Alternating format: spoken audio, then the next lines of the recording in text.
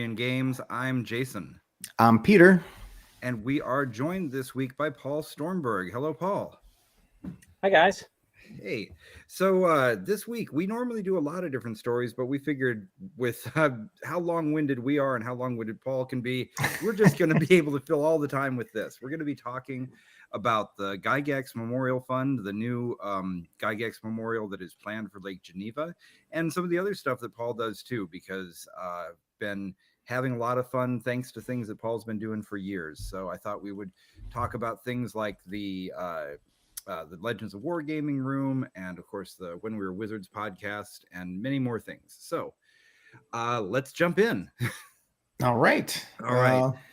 So first things first, let's talk about Dragon Days. Yeah, let's go to that first, because that's something that Paul, you've been putting on. You can explain what your exact role is if you're the organizer, president, whatever. But is this also something that's been funded by some of the memorial funds as well?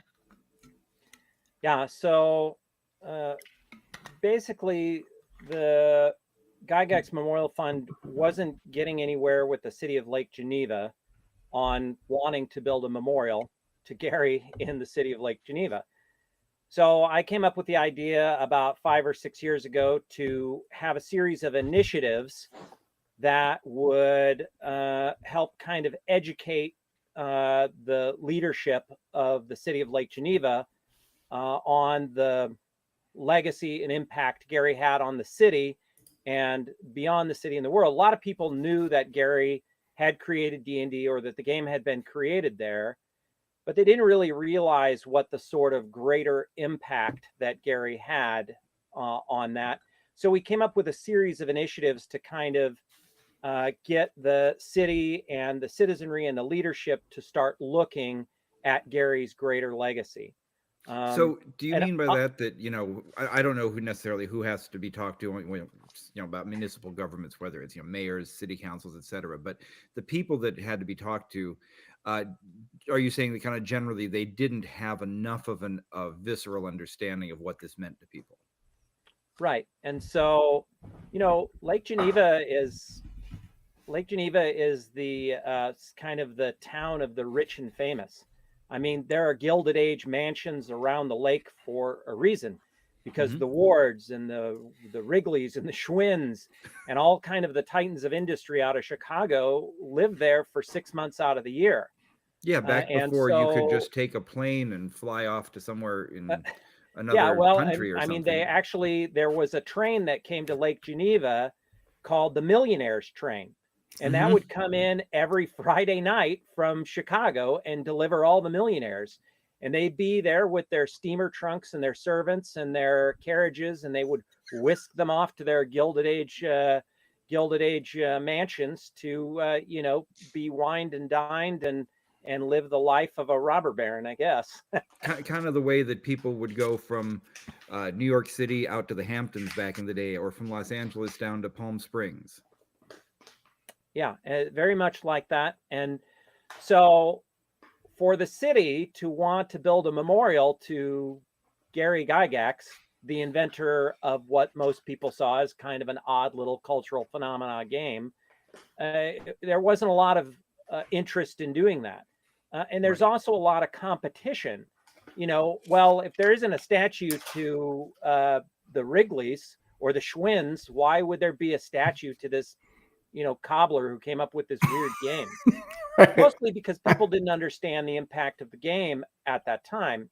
And one of the things that I told them, I think I put over 15,000 miles on my truck in 1 year, as I kept coming up to city council meetings and I kept introducing new initiatives. But each time I came up and talked to them, I tried to get them to understand the impact Gary had beyond just the little city of Lake Geneva. And I think one of the things I told them that really stuck with them is that in 7 millennia, humanity created 6 types of games. You've got dice, cards, board games, miniature games, tile games like Mahjong or dominoes, pen and paper games like tic-tac-toe is 5,000 years old, but it's essentially a pen and paper game, right? And then it took another millennia, actually 1,200 years, before a new type of tabletop gaming was created by humanity. And that was created in the United States of America by two guys, one of them living in the state of Wisconsin in your little town, city of Lake Geneva. So it may just be a game to a lot of people, but in reality, it's the seventh type of game created by humanity. So if we knew who created chess or dice, we don't know who created any of those games. That's lost to time. No memorial But to Joe we Chess know anywhere. the exact two guys who created this game. Yeah. And I guess the other side of it too is that while that's super important, obviously, you can say a lot of important things about the Wrigleys and the Schwinns and everybody else, but to the city themselves, I guess what it ultimately comes down to is what does it mean for the reputation of the city, and especially tourism and people coming in. So if you're showing that people come to obviously they come to Lake Geneva for GaryCon and now for EggCon. Yep. But the more things that you can show that people are actually, they're coming here because of Gary Gygax. And so if the city council sees that, that makes them more open to working with you. Right. So our plan was to create a series of initiatives that we would have dedication ceremonies for each initiative. And we'd have the mayor show up and speak, and the tourism board come and speak, and the president of Visit Lake Geneva, their tourism commission. And we'd have all of these people come in, and the local papers and local TV stations. We had representatives from Ron Johnson's office show up for these events. I don't know each who of that these is. initiatives. Who's Ron Johnson? Yeah. And so each of these initiatives put us in the spotlight and also featured Gary's legacy and put it in perspective for the city. So our first initiative was to dedicate a park bench to Gary. Now, a lot of people say, well, why didn't you spend the money getting an actual memorial? Well, Gary used to sit in those very same park benches. For one of my documentaries or podcasts that I did, we interviewed Rob Kuntz, and he said, Gary and I would sit down on those little benches down by the lake on the shore path, those wrought iron fences. Yeah. And Gary would look off across the lake at Stone Manor, and he would say, one day, Robbie, I'm going to be a famous fantasy writer, and I'm going to be living in one of those mansions. And he actually made that come true in 1985. Now, at the time he told Rob that, he was making less than $800 a year as a shoe cobbler and a game designer. So it's a pretty remarkable moment. So we wanted to kind of capture that by getting a park bench dedicated to Gary Gygax, co-creator of the Dungeons and Dragons game. And every little helps. And we did that. We dedicated that on the very first Gary Gygax Day recognized by the city of Lake Geneva.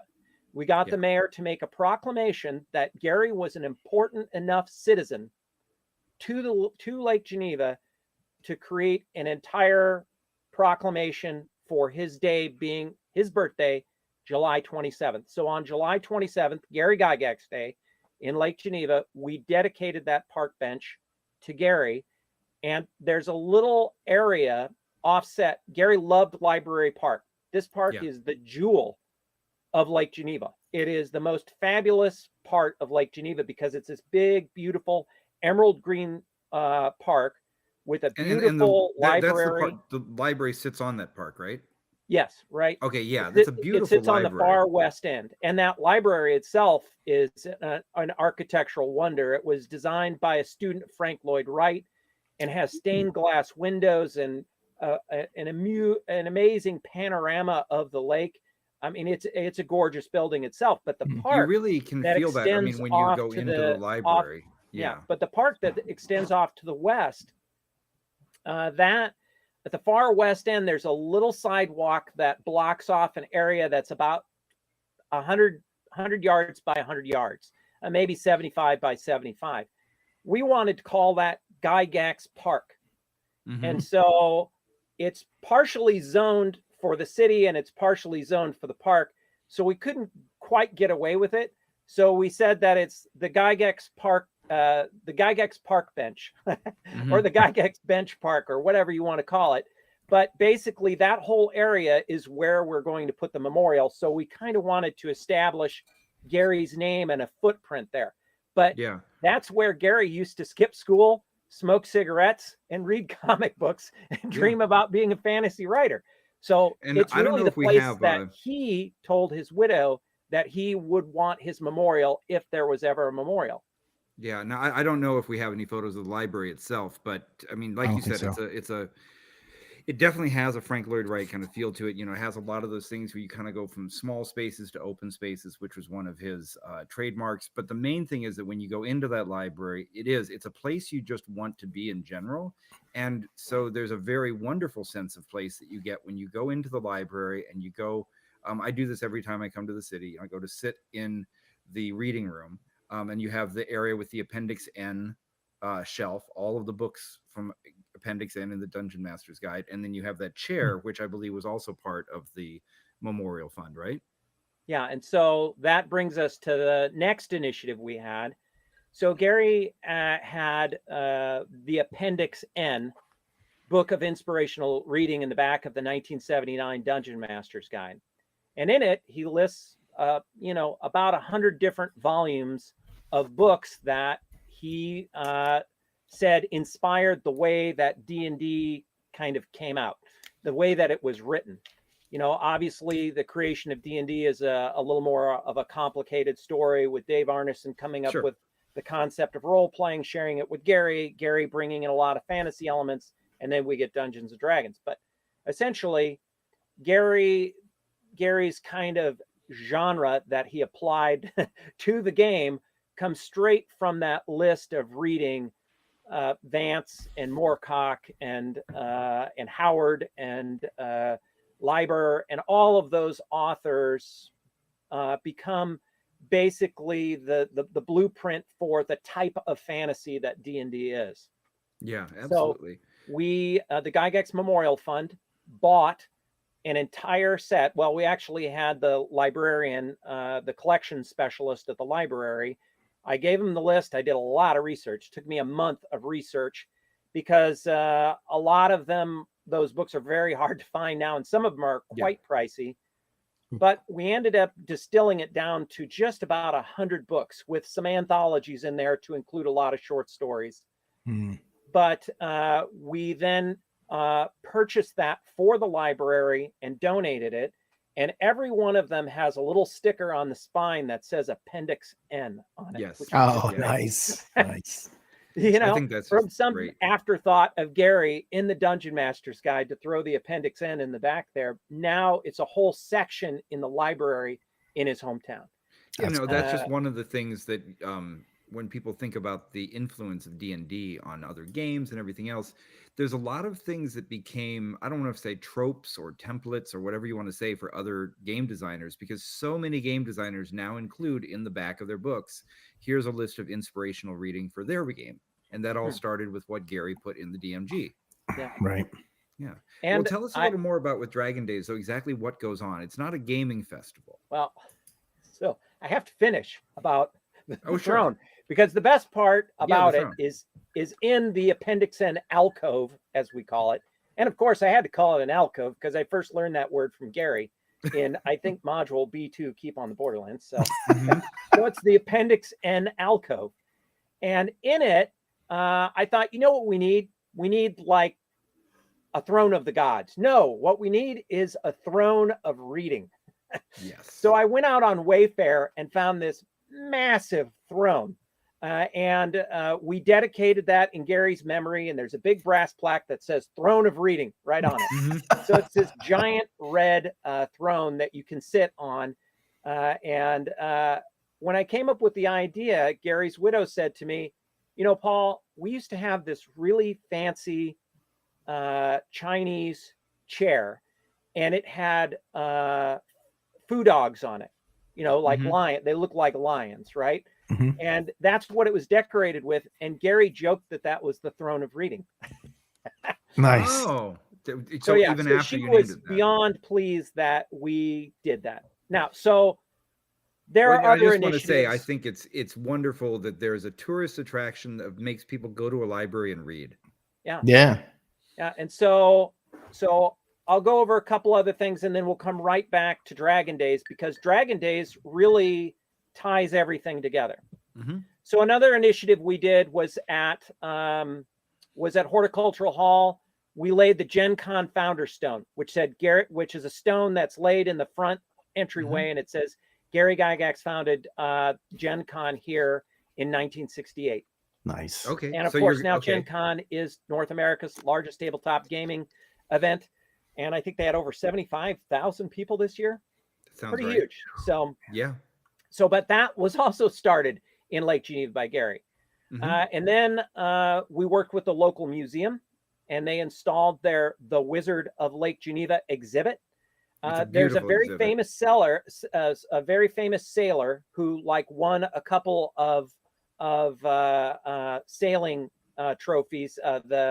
What's the big the America Cup? Won the America Cup and also competed in the Olympics in the 80s. And he's from a little town called Zendar.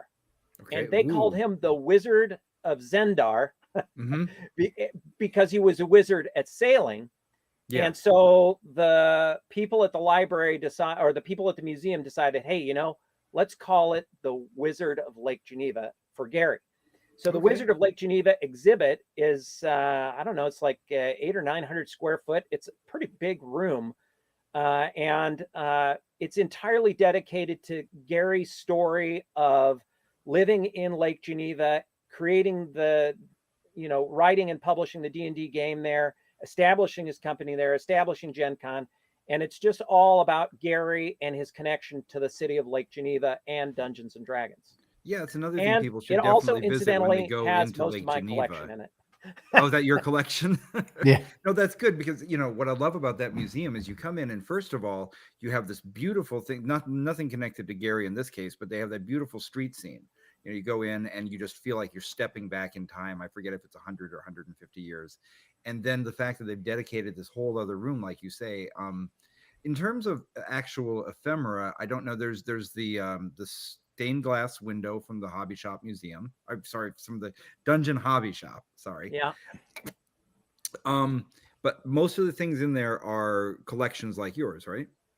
That's correct. Now, Daniel Fisher of Hammered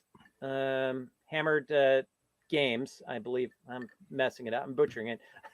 But anyways, Daniel donated the very first gaming table. Daniel makes amazing deluxe gaming tables, right? Yeah.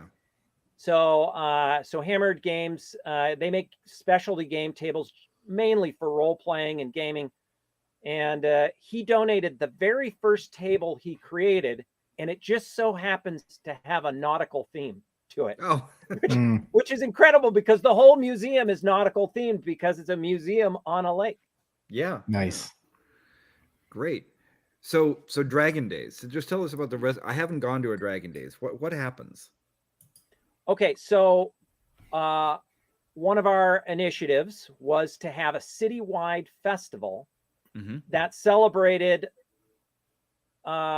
basically the city of Lake Geneva as a sort of birthplace of fantasy for people all over the world.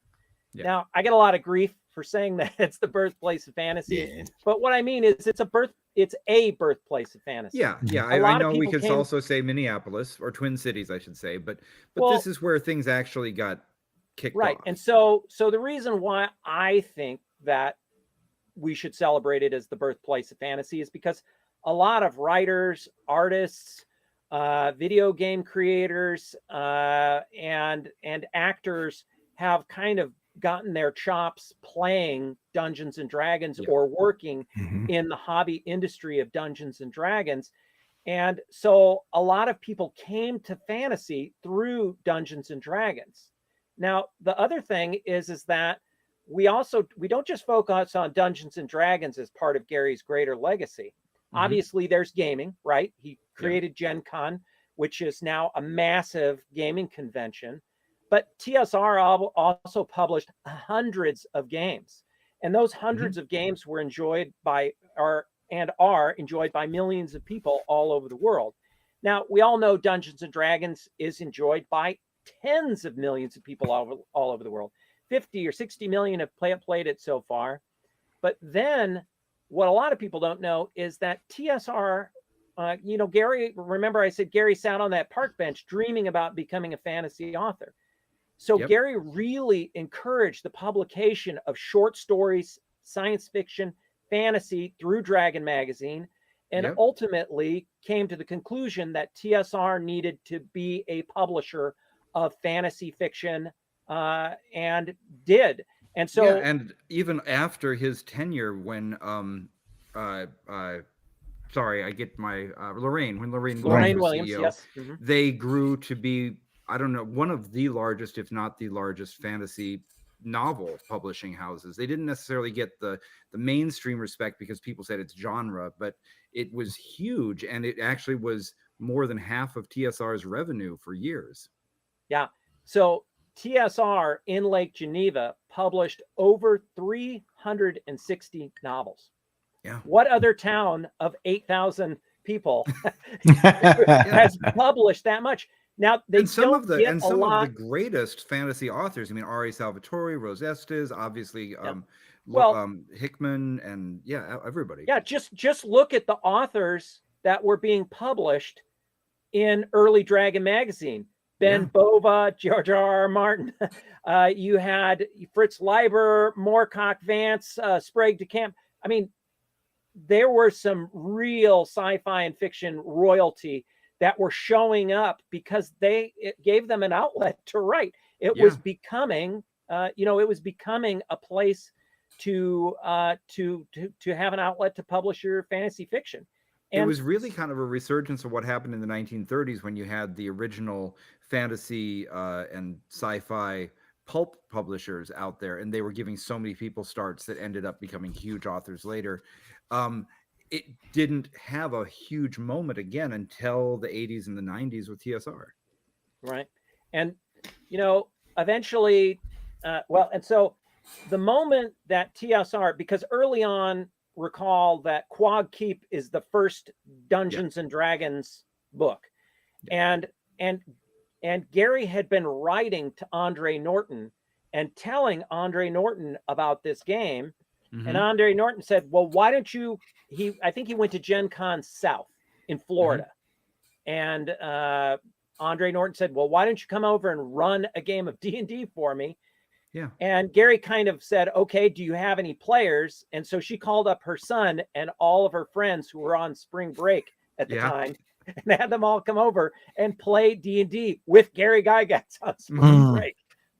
I don't know if that gives you a lot of cred. It gives you a lot of nerd cred, but it gives you a lot of cred with the ladies at spring break. So anyways, that she kind of based her information on Gary's nascent Greyhawk campaign.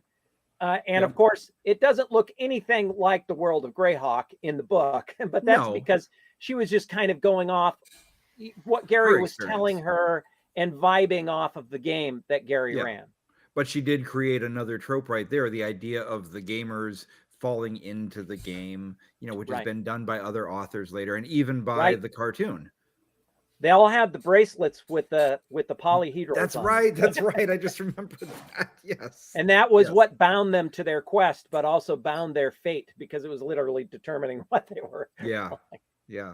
Okay. So that is truly the first Dungeons and Dragons novel. But then I think it is in 1982, Tracy Hickman comes to Lake Geneva and has an idea for doing an adventure with the three evil dragons, red, blue, green. And Gary had simultaneously was looking at the orbs of the dragon kind, which represent all 12 dragons, and was thinking about making sort of a massive 12 part adventure for that. Harold Johnson kind of got the concept together. They called it Project Overlord, and they started to create modules based on this. But then they brought in a professional writer because they started, Harold and Tracy thought that maybe they should have a set of novels that novelized the action. And eventually that did not work out. And so Margaret Weiss was there, and they brought her on to start writing. and she really, really basically helped solidify Dragonlance as a shared world and a fantasy world that fiction could be written for. They and took it even that was an to, amazing story because Margaret Weiss was not intended to be an author at first. She was an Nope. editor. She was just Right. cleaning people's stuff up, but the author that she was editing was just not getting Terrible. there. And so she did so much work that finally, was it Rose Estes, or no, it might have been another woman who said to her, basically, you should just write this. And so Yeah. she just did. And Yeah. turns out she's an amazing author. Yeah.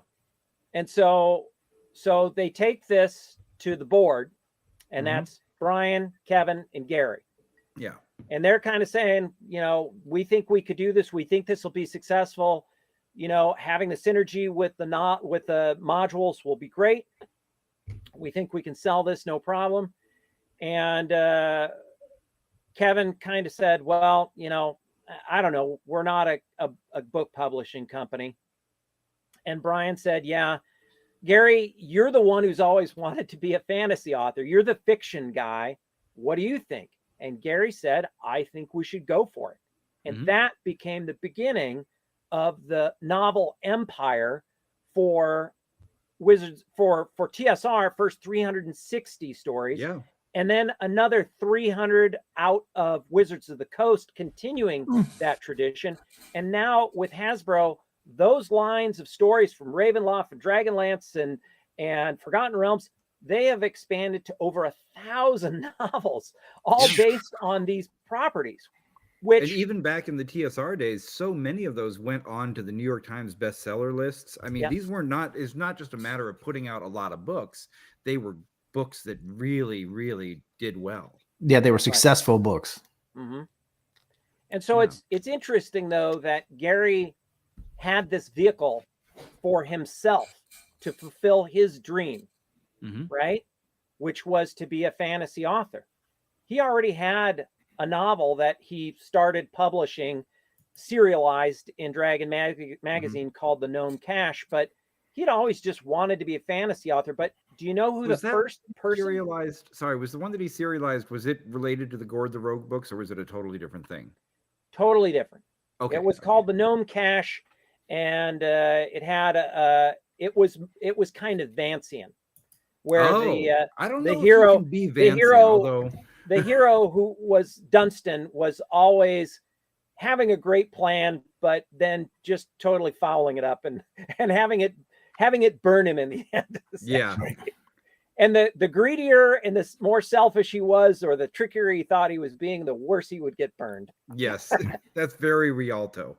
Yeah. And so the very first person, and we're also talking over 300 short stories as well, right?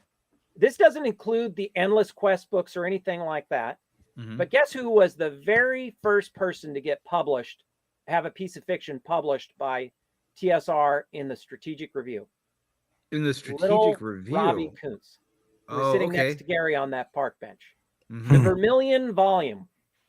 And the story goes that Tim Cass didn't think they should publish it because, he was like, he's just a kid. He doesn't even have a high school education, and they sat and they read it, and Gary sat there and read it too. And Tim finished reading it and was like, wow, that's pretty good. And Gary goes, yeah, pretty good for a high school dropout, which Gary was also a high school dropout. And anybody who knows Tim knows exactly that he does not, he doesn't say anything just to be nice. Yeah. So Tim will tell you what he thinks. So if Tim says something good about you, you can really take that to heart. Yeah. Yeah. So I think Rob really earned Tim's respect there, but Tim was the only person in the company with a college degree, pretty much, and so it was, it was not much of a stretch for him to think, well, do we really want to be publishing amateurish stuff? We're trying to look professional. But he read through it, and it's a pretty good yarn. So anyway, so that's one of the big traditions. And so So we were talking let's about go back Dragon to Days. Dragon Days, right? Yes, there we Let's go. go back What to Dragon happens? Days. So obviously, Gary's this whole fantasy legacy of Gary. Think how many people have read those fantasy novels. Yeah. Not millions, not tens of millions, hundreds of millions of people have read those novels around the world. So to just say that Gary is only kind of that he's only responsible for D&D is a really limited look at his greater legacy. Yeah. Really, he has this amazing legacy of encouraging gaming and fantasy fiction and Dungeons and Dragons and all sorts of board games and war games. And it's just this little town with only, I think they had 4,000 people when Gary was doing all this there. Oh, really? At one time, Gary's company employed 6% of the population.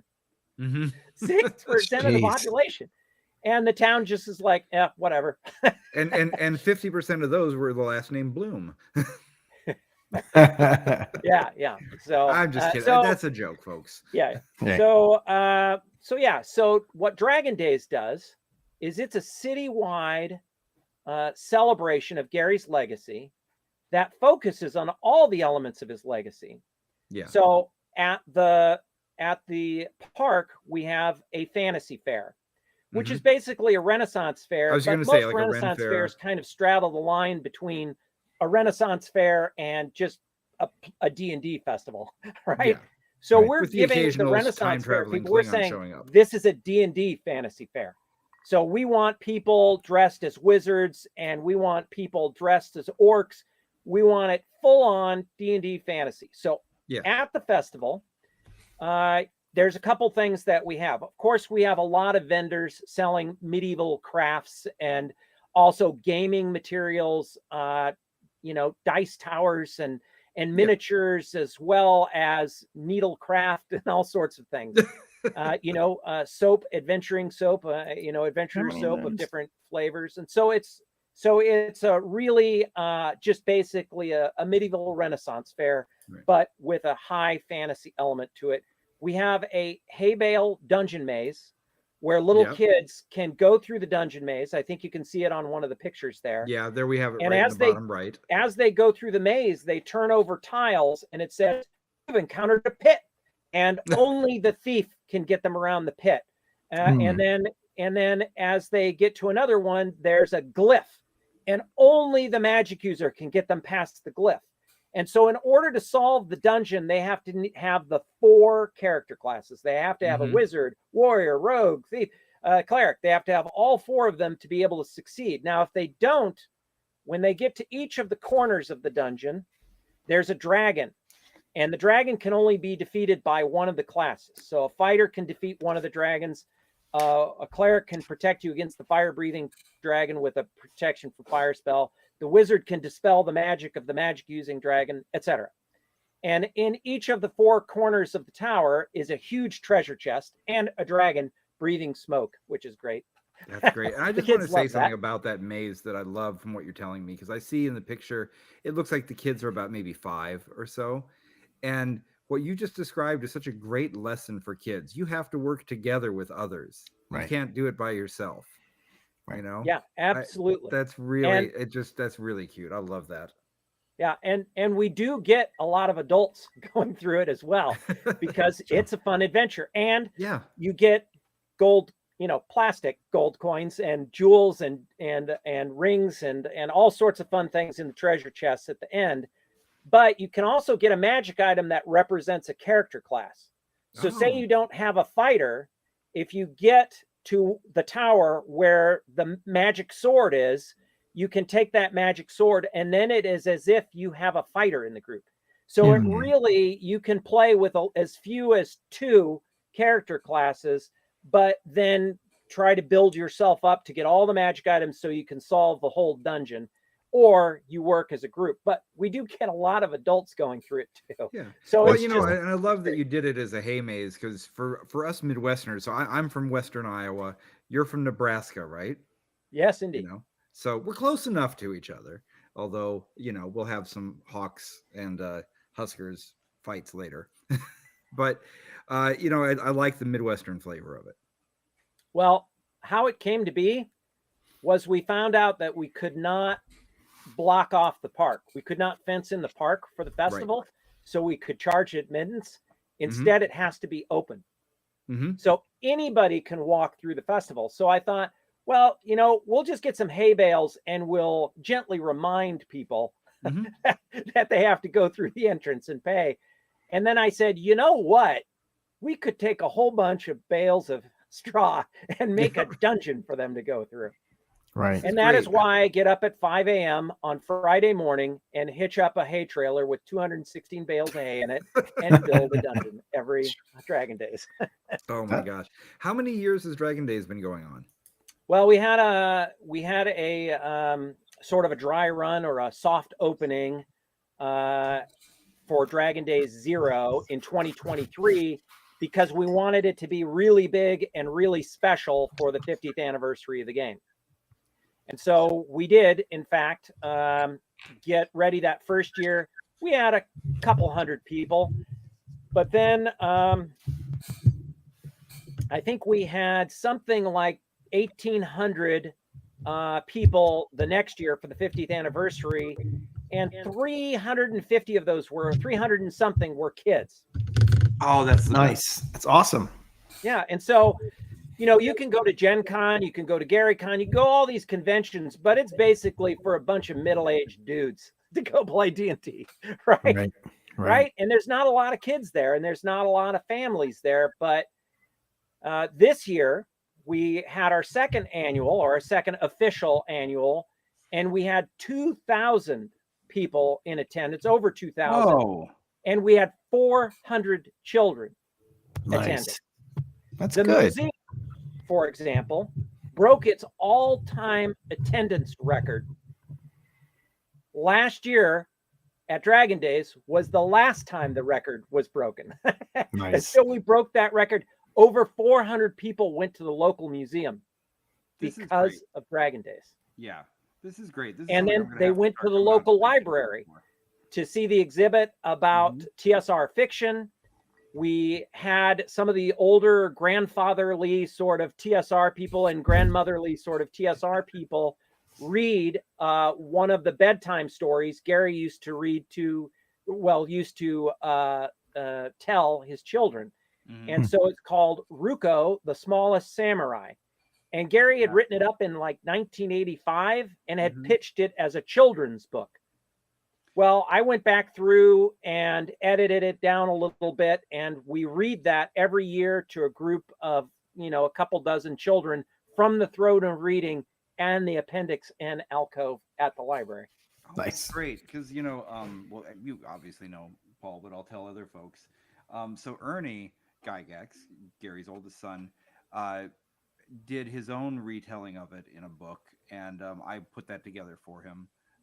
Laid it out and get everything together. And he also made a version of that story the way he remembers it being told to him. So people can find the story as well if they look for that. So that's really cool. So, all right.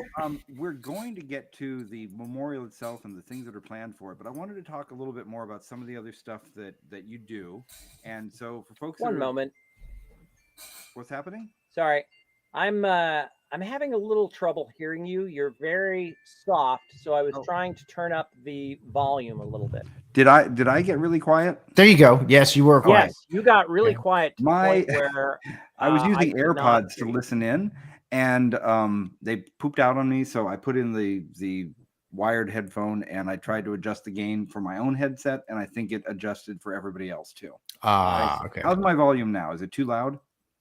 No, that's pretty good. A little better, but it's still pretty soft. It all depends on you sound fine, Peter. What's that? You sound fine, Peter. You sound normal volume, but how about now? Am I getting any louder? I tell you what I'm going to do. I'm going to ditch these headphones altogether. We're going to forget about the headphones. Let's fix this really quickly. And there we go. We should be back to normal. Are we back to normal? I can hear you pretty well now. Okay. Yes.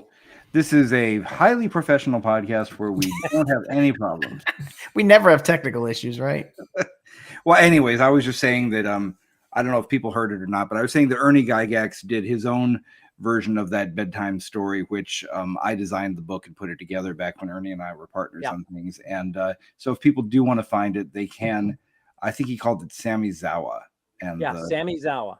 Yeah, because in Gary's story, Ernie was General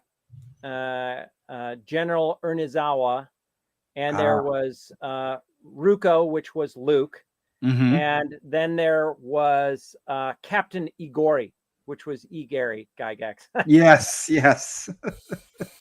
And so all of those characters are in this book as well, but this is one that Gary wrote in 1985, pitched it as a children's book, and then it just sat, in the archives forever. And so we actually had Heidi read it to a bunch of little kids for this Dragon Days, which was really sweet.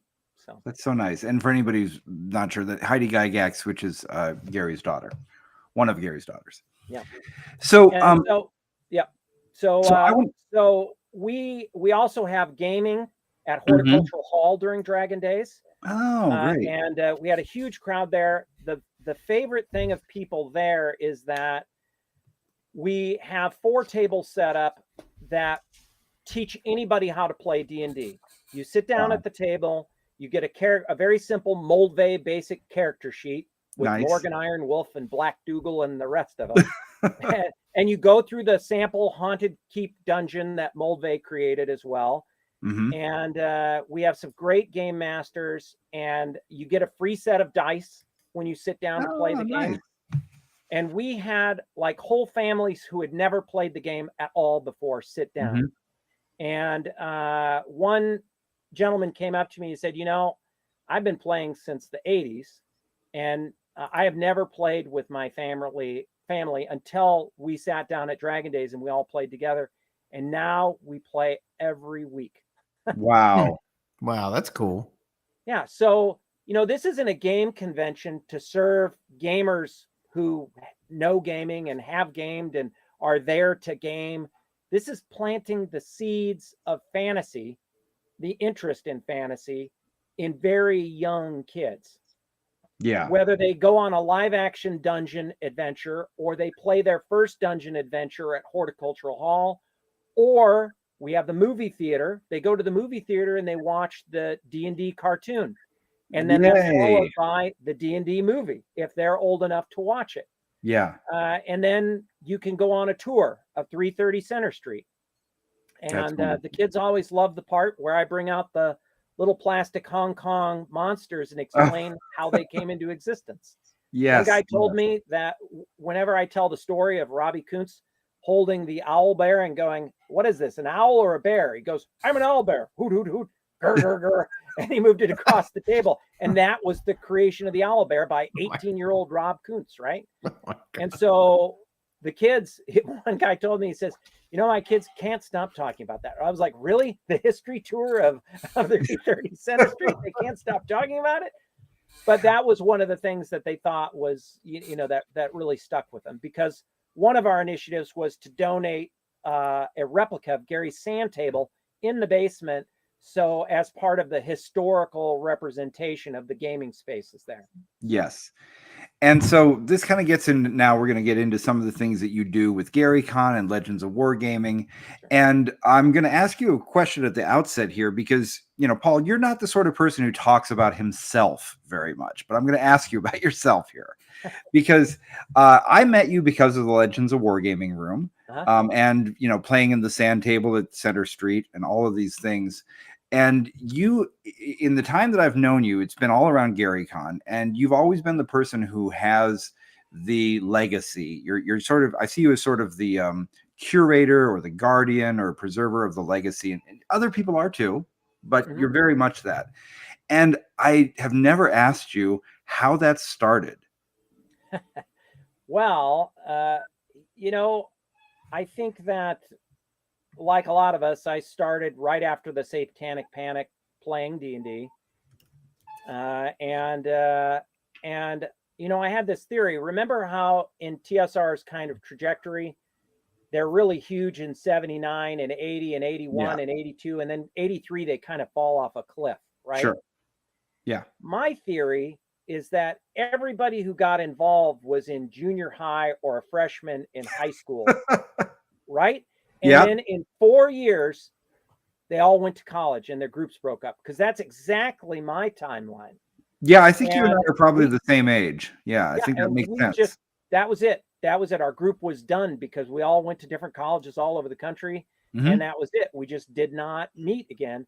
It wasn't until 1993 that we were everybody was at my prenuptial Mhm. dinner before I got married there, and all my buddies were around going, man, we used to play all day Saturday. Remember when we played 14 hours straight and your dad woke us up to go to church on Sunday morning? We had just laid our heads on the pillow. Yeah, that was the sort of thing. And they were like, we should really get together and play again. And I was like, okay, well, first I'm going to go on my honeymoon. Yeah. As soon as I get back. And so we started playing in October of 93 there, and Mhm. just have played every year. We play every week since then. But as I tried to get back into the game, I bought second edition stuff, and everybody played it, but it just didn't feel right for our group, Yes. because it wasn't the sort of time capsule sort of experience we were looking for, Yeah. And so I said, well, it's probably because we're not playing first edition. So we went back to playing first edition, and everybody fell right back into where they were at in high school, and just loving the game and being really devoted to being there every week on Tuesday night from, 6 to 10:30, Mhm. and ordering pizza and talking about kids and college and marriage and careers and all that stuff. But meanwhile, just being that same group of friends that built that bond back in the early 80s, Yeah. and just laughing and having a great time. So in that process, I was trying to buy back all the books that had my parents Yes, I know given that. away or thrown away. I know or that whatever, story right? arc. Yeah. And so as I did that, I eventually I purchased. I found out that the Paladin in Hell artwork Yeah. was for sale on Ooh. eBay, and I was like, And I this is a went to my very wife. young eBay. Yeah, it was a very young eBay. This was probably 2000, 2001, somewhere in that Yeah. ballpark. No, I was this actually still closer to eBay was 2004. my client that year. I was the one who put the made the picture galleries happen. So that's around the time that I was still working with them. Right. Very, very young company. Yeah. And so I got on there, and I bid on it, and I didn't think I was going to win it at all. As a Mhm. matter of fact, I kind of asked my wife, I said, well, how much can I take out of the mortgage to buy Oh, this thing? jeez. Oh my And she God. was like, wow, this thing must be really important to you. And I thought, well, when I was in high school, I played this Paladin character, and, I looked at that page a lot, because I Yeah. was always on that page for experience points and abilities and whatever else for the Paladin. Yeah. Yeah, that's And I spent a exactly lot of right. time That's on that where page. that illustration was. Yep. Yeah. And so so eventually I made the bid, and it ended on Sunday night. I didn't even look, didn't want to know. And then it said, you won, in the title of the email. And then I opened the email and kind of slowly scrolled down while To see the holding my number? hand over the screen, so I couldn't see the amount until I was ready for it. Yeah. And it was $1,100, which I You thought know- was Yeah. That's I thought it was insane that it had gone for so little. Yeah, And but so you know I what? told the In person that who year, that seemed like that would have been a lot in that year. I Today, it still would be a don't- bargain. I mean, there were still things, selling for $4,000, $5,000, $6,000, like wood grain box sets. Really? that Wait, were wait. selling for I more want to than stop this. you there to make sure I get this right. Yeah. In 2001 or so, there were wood grains were selling for that much? No, 2004 is when this happened. Okay, but still, I didn't realize wood grains were going for that much back in 2004. Yeah, and on the collector's marketplace, FRPG Yeah. collector marketplace, I got a copy of Up the Garden Path for $57. Whoa. Okay, yeah. Don't let That's anybody like a find that one out. $16,000 module. Yeah. Right? So they were out there and they were available, but the stuff that was on eBay was a little more visible. Yeah. And so wood grains were going for $3,000-$4,000. You know, if it was a first print in really super nice shape, maybe a little more, but it wasn't that much. Yeah. And, you know, at the time. So I remember at the this time, goes- white boxes were going for almost nothing. I think I bought my first white box around that time because I wasn't buying them back when they first came out. And I think I paid $90 for my white box.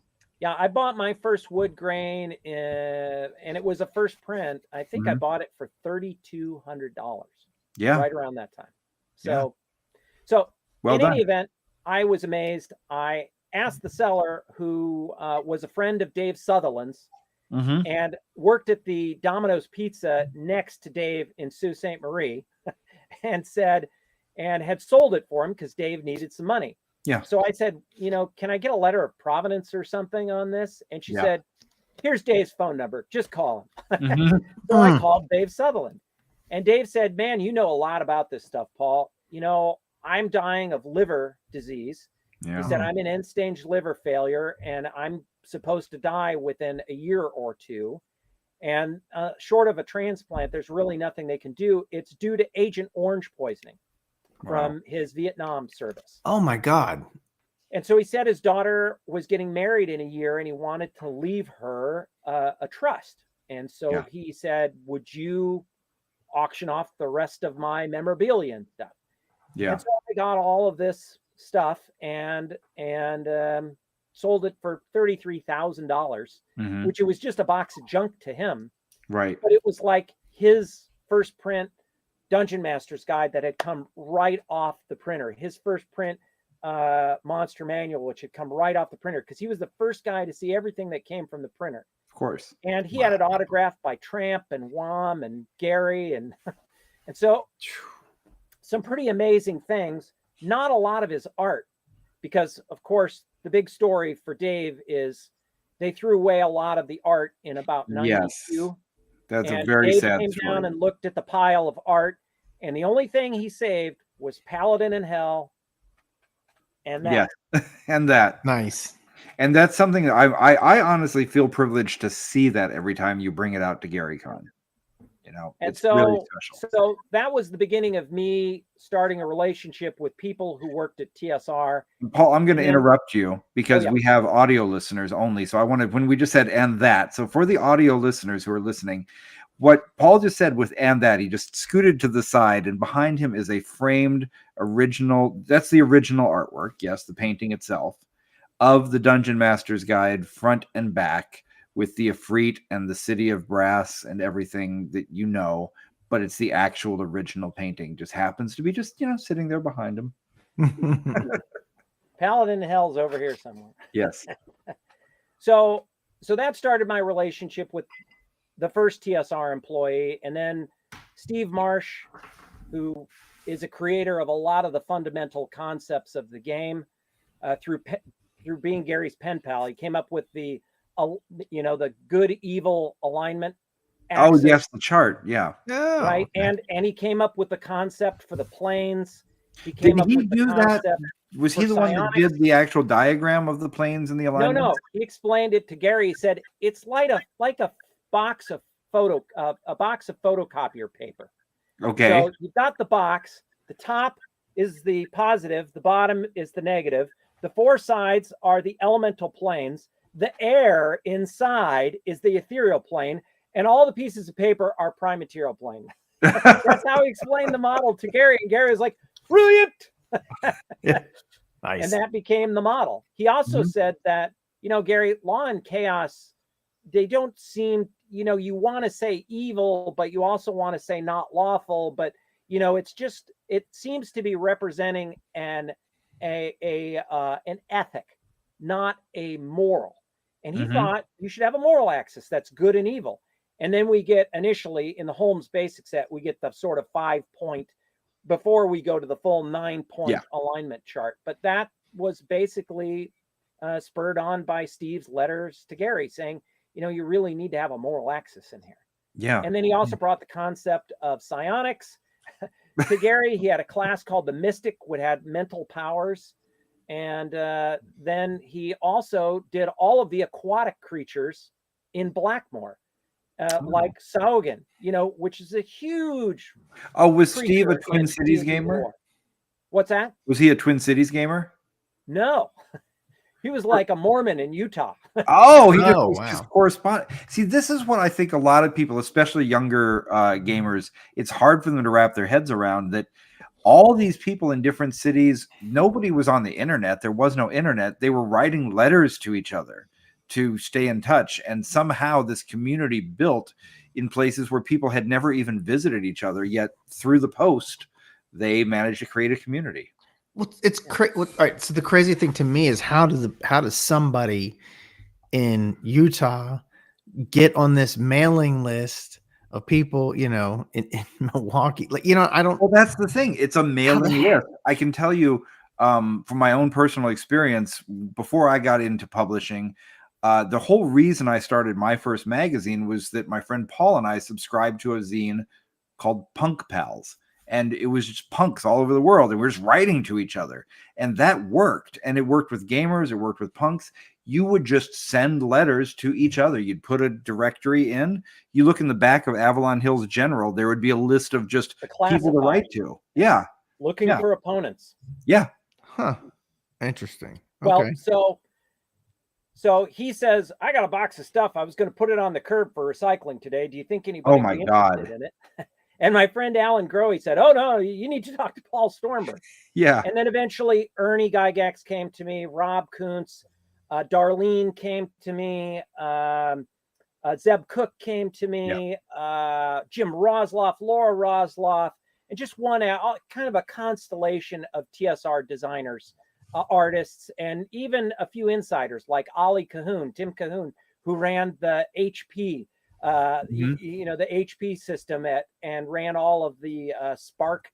I think they're called Spark stations, the workstations. Yes, and that's that was exactly his what job. they're He was called. the computer guy. But so all of those guys eventually came to me, and eventually Gary Gygax's collection came to me, and Dave Arneson's collection came to me.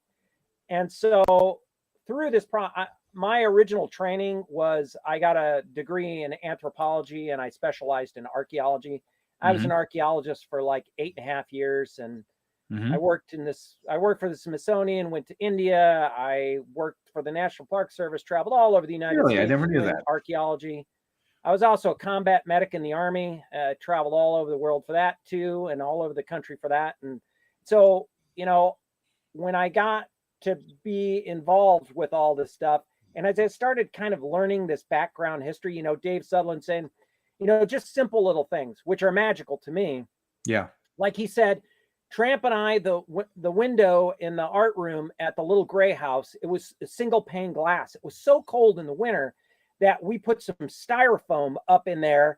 It completely blocked out any light, but it made it a lot warmer. He said, but what we did was we cut a little circle out and we inserted a bottle of beer. So the bottom of the bottle of beer touched the pane of glass. And he said those two bottles of beer would sit there all day long, and we would sit at our work tables facing each other, drawing away all day long. And at the end of the day, we pull them out, we crack them open and drink a beer afterward. And, to me, who knows that story? Yeah. Well, there's not a lot of people who know that story. It was Tramp and Dave Sutherland, and one of them is gone, and now both of them are gone. And the only person who knows that story now, other than the fact that I've told a million people it because I love this story, would have been me, right? It would have been passed on. And so I really got into my sort of anthropology and archaeology and really started digging into the history. And in 2006, early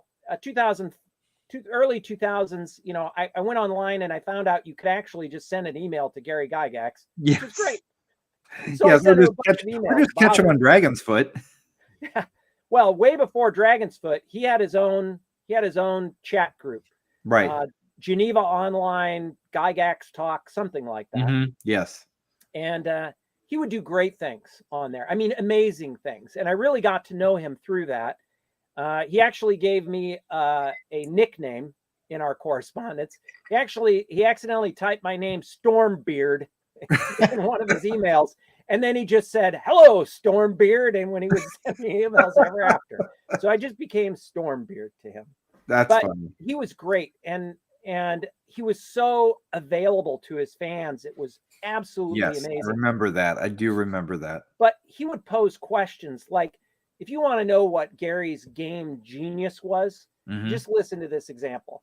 He said, just one day out of the blue, he posts early morning, he types this up, the favorite foods of dwarves: oranges, tangerines, lemons, cheddar cheese, beer. And he kept typing, and everybody was like, no, they live underground. They would have moss, and they would have mineral stews and all this stuff. And Yeah. everybody kind of lost their minds that Gary was creating, fruits. Dwarves wouldn't have access to fruits. That's ridiculous. Right. Blah, blah. So it goes through this whole process, and Gary lets it churn and churn and churn and churn and churn. Meanwhile, he's smiling. Mhm. And he finally says, they finally say, Gary, why in the world did you come up with this ridiculous list? Corn? Really? Lemons? And Gary goes, they're all the color of gold. I said it was their favorite foods, not the foods that they ate normally. That's beautiful. Geez. So Right. that's the sort of orthogonal thinking that Gary is doing. The whimsical, right? Yeah. It's not, things don't have to make sense in traditional ways. And so that's an example of Gary just really thinking outside of the box and coming up with something that's just beautiful and clever and funny all in one. There was did you put together the Cheers Gary book? No, but I was in it with a Fu Manchu mustache. Oh, okay, because that's something I don't know if it's still available or not, but it was a lot of Gary's writings from those kind of forums. Maybe was it only Dragon's Foot forums? It was only Dragon's Foot forums and the N-World stuff. I think it was just Dragon's Foot. I don't even think it was his N-World stuff. It might have been both, but okay. But this was just a chat group where we were just sharing before that. So eventually, and this was your entry. So now I'm understanding your origin story a little bit. Well, let me distill it, because this is where it begins. So I'm contacted with Gary. I'm doing all these auctions. I have all this history. I can talk to these guys like I actually worked there. Occasionally, a TSR person would say, Paul, I'm sorry, but I don't remember you working there. Because how could I have possibly known the story of the barbecue that lit the back of the warehouse on fire unless I actually worked there, right? And these are the sorts of things that I know now, because I don't just have Rob Kuntz's perspective or Gary's perspective or Darlene's I have all of these perspectives from multiple different people. I've seen the same memo about wasps in the designer room 7 times. The same memo 7 times. I've seen the Moldvay's writing of it, the original, where he sent it out and said, hey, I'm allergic to wasps. Can you do something about the wasp that keeps flying in to the designers area? And then Lawrence Schick's, and then Dave Sutherland's, and then Gary's, and then ultimately the Blooms. And so it goes through this whole constellation. I've seen that 7 times. So it's like I kind of virtually was at the company as far as that sort of perspective. So in 2006, I come up to one of the Troll Lords game conventions, and I decide, I've been doing all this history research. I found out about the Domesday Book and the Castle and Crusade Society, Gary's original medieval enthusiast group. And I found out that was kind of the testing grounds for chainmail. And so I looked at chainmail, and I had been collecting chainmail and learning about the different editions of chainmail and how it worked. So I decided I was going to run a Castle and Crusade Society reunion. Oh. And get everybody t-shirts. I went to a heraldry person and got everybody's heraldry as they described it in 1970 in the Domesday Book, and had a professional heraldry person make heraldry for all of the guys who were going to be at this reunion. And they all got t-shirts and coffee mugs. And then we played a massive game of chainmail, the Battle for the Moat House, which was, the Moat House from T1, the Village of Hamlet adventure. And so on one side was Ernie Gygax, Jeff Perrin, and Gary Gygax. They were the side of good, or wheel. And then the side of woe, the bad guys were Rob Kuntz, Bill Hoyer, who is Gary's longtime gaming buddy, and another guy named John Bobeck, who you played Oh, World Wars with. And so that was the reunion game, those three versus each other. and for anybody who wants to know, John Bobek is absolutely OG. He was there at the first Gary Con. I'm sorry, first Gen Cons, all of that. He was part of the original gang. And so everybody could tell that what was happening there, and this is in the middle of a role-playing game event, right? Everybody's there like, oh, let's play D&D, let's play AD&D. Gary's like, would someone please play Legendary Adventure? No, why don't you run D&D game, Gary? Poor Gary. The people were even like, could you run Dangerous Journeys? And Gary's like, no, I want to run Legendary Adventures. Right. And so anyways, it was kind of a hard sell. But here, in the middle of all of this role-playing magic, was me running a chainmail game. Yes. But I can tell you, Jason and Peter, everybody knew that this was magic. And a whole crowd just started kind of gathering around the edge to watch this unfold. Jeff Perrin and Gary Gygax playing their game with Ernie and Rob Kuntz on the other side. It was just a bit of magic. And context for, again, I know I'm turning into like Mr. Context here, but Jeff Perrin and Gary Gygax are chainmail. Mm-hmm. So that's sitting in and doing a cover tune of a Beatles song with John Lennon and Paul McCartney. You can see in that mosaic, you can see the upper left corner. That is that game. You can see how everybody's just on the left and Gary on the right. Watching. I see Jeff and I see Gary. I see Ernie. I can't quite make out who else is in the photo. The person on the right, his name is Bill Lurvey. He ran the Great Plains Game Player newsletter and was one of the early Castle and Crusade Society people. Mm-hmm. And I see a Don't Give Up the Ship game. It looks like in the bottom left there. Is that Mike? Yeah. So this is the beginning of what I call Legends of Wargaming. Yes. Where I decided, you know what? If there was a convention dedicated to Gary, like GaryCon, what would Gary want to be played there? Well, it sure as heck isn't D&D. He would want to be playing Tractics. He'd want to play Axis and Allies. He'd want to play Frappe. He'd want to play Napoleonics. He'd want to play Brownstein. He'd want to play Chainmail. He'd want to play all of the war games that got him into the hobby in the first place. If he had, and so when I gave him the chance to play Chainmail, he was like, I'll be there. I was like, nice. All right, great.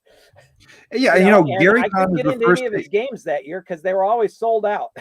But I got him to get in my game to play Chainmail. So. Yeah, this is the first place that I had never played Chainmail until Legends of Wargaming, because I'm not old enough to have been, picking up Chainmail back in the day, and that was my first experience with it. Yeah, and so little by little, I added new games. Eventually, I added a sand table. You can see the sand table there. The upper right. With all the Castle and Crusade Society heraldry for all of the people in the group. Then I got Mike Carr. Mike Carr hadn't played Don't Give Up the Ship in 30 years, Jason. Really? And I said, well, will you run it? He goes, oh, well, I don't have any of the ships. So I went out and bought 3 copies of Broadside. Yeah. Which is where he got the ships. And then I said, I got them all for you. And he goes, I found them. I found them all in my attic. And so now I have 3 copies of Broadsides and a bunch of ships that I never use. Yeah, nice. But one after the other, I brought down David McGarry to run Dungeon. I brought down Mike Carr to run Dawn Patrol, Giant Le Mans, Don't Give Up the Ship. And then I got Mike Reese to come in and run Tractics. I don't know Mike Reese. I don't know who that is. I'm sorry. So Mike Reese is Gary's co-author in the game Tractics, which is a World War II armor game. I have the box set and I haven't looked for Mike Reese's name. I feel stupid. Have you ever seen the Sturmgeschütz and sorcery games that happen on the sand table with dragons and panzers? The guy running that is Mike Reese and his son Ben. Oh wow! I've just learned something. Yeah. So Sturmgeschütz and sorcery was a write-up where Gary did where they mashed Tractics, World War II armor, with D&D, And, I think it was how much damage does a Panzerfaust do to a troll, Heinz, or something. That's that was the right. That was the subtitle. article. That was the published article. Right. But it was a game that Gary and those guys played when Gary decided to spring it on him and mash up the two systems. Wow. And so, anyways, so I bring Mike Carr down to run, Mike Reese to run Tactics and Sturmgeschützen sorcery games. And I brought Dave Wesley. I mean, the guy who's responsible for the spark of role-playing games. Yeah, I would agree with that. I brought him to write to run Brownstein, the origin of Arneson's inspiration to create Blackmore. Yes, and he doesn't run just Brownstein. He also runs Banania, which is his Banana Republic version of Brownstein. So you can actually kind of get transported back in time and play these games and hear the stories from the legends who were there at the time doing all this with Gary. And all of this creativity and all this imagination was happening, and all these fantastic games were being created. And D&D was just kind of happened in there. It really is. It came out of all of this. It really is something magical, because I've had, the joy of coming to play Brownstein with Major Wesley, and he, no matter how old he ever is, he's always a 20-year-old kid, Yep. And when you play with him, you feel like it's 1968 and you're in his basement and he's just doing what he's always done. And we can't take it for granted. Yeah, and that's it. When I found that I could play Chainmail with Jeff Perrin and Gary Gygax in that first game, I thought to myself, well, this is magical. This is clearly magical for everybody here. Yeah. And, a lot of the older guys, it was kind of tough dealing with them. Like Mike Reese was like, well, I'd much rather play Flames of War. It's a sleeker system. It runs much more efficiently in Tactics. I'm like, Mike, I want you to run your own game you published with Gary back in the 70s. He's like, why? And I was like, because it's a great game. He goes, well, it was a great game. No, it was a great game for a lot of years, and a lot of people played it, and a lot of people want to know what it's like to play it, and they want to have the opportunity to play it. And this is where my anthropology and my archaeology comes in. We have this thing called ethnoarchaeology, where you go out and you skin a deer with just flint chips or obsidian, right? And you make a canoe, you make a dugout, and you burn it, and when you use a stone adze to chop it out, and you learn from those processes about this whole thing, because I came to it from Dungeons and Dragons and advanced Dungeons and Dragons with metal miniatures. Now I use the elastomers, right? Which are the imported plastic miniatures that Gary used. And from that, I've discovered that there were no monsters back in those days, that Gary had to go to the dime store and kit bash monsters and make a dragon out of a stegosaurus, or an ogre out of a Fort Apache Marks Indian, or a troll out of an Indian doing a rain dance, for example. And so all of those monsters, and then he finds the Hong Kong monsters. He dumps them out on the table, and all the teenage boys are around before a game, and he goes, what do you think these guys are? One kid picks up the weird armadillo creature and sees it's airbrushed with sort of a rusty red paint. He goes, I guess this is a rust monster. Right. Boom. It's created. It didn't exist.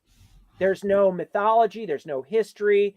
There's no comic book. It does not exist until that kid says, I guess it's a rust monster. It becomes a D&D monster. Now you can Google it and get 10 million hits about rust monsters. You can get Rust Monster slippers, Rust Monster t-shirts, Rust Monster coffee mugs, a million different miniatures, million different images. Same thing with the owl bear and the land shark, right? And the Umber Hulk and the basilisk. All those creatures come out of that bag all at once.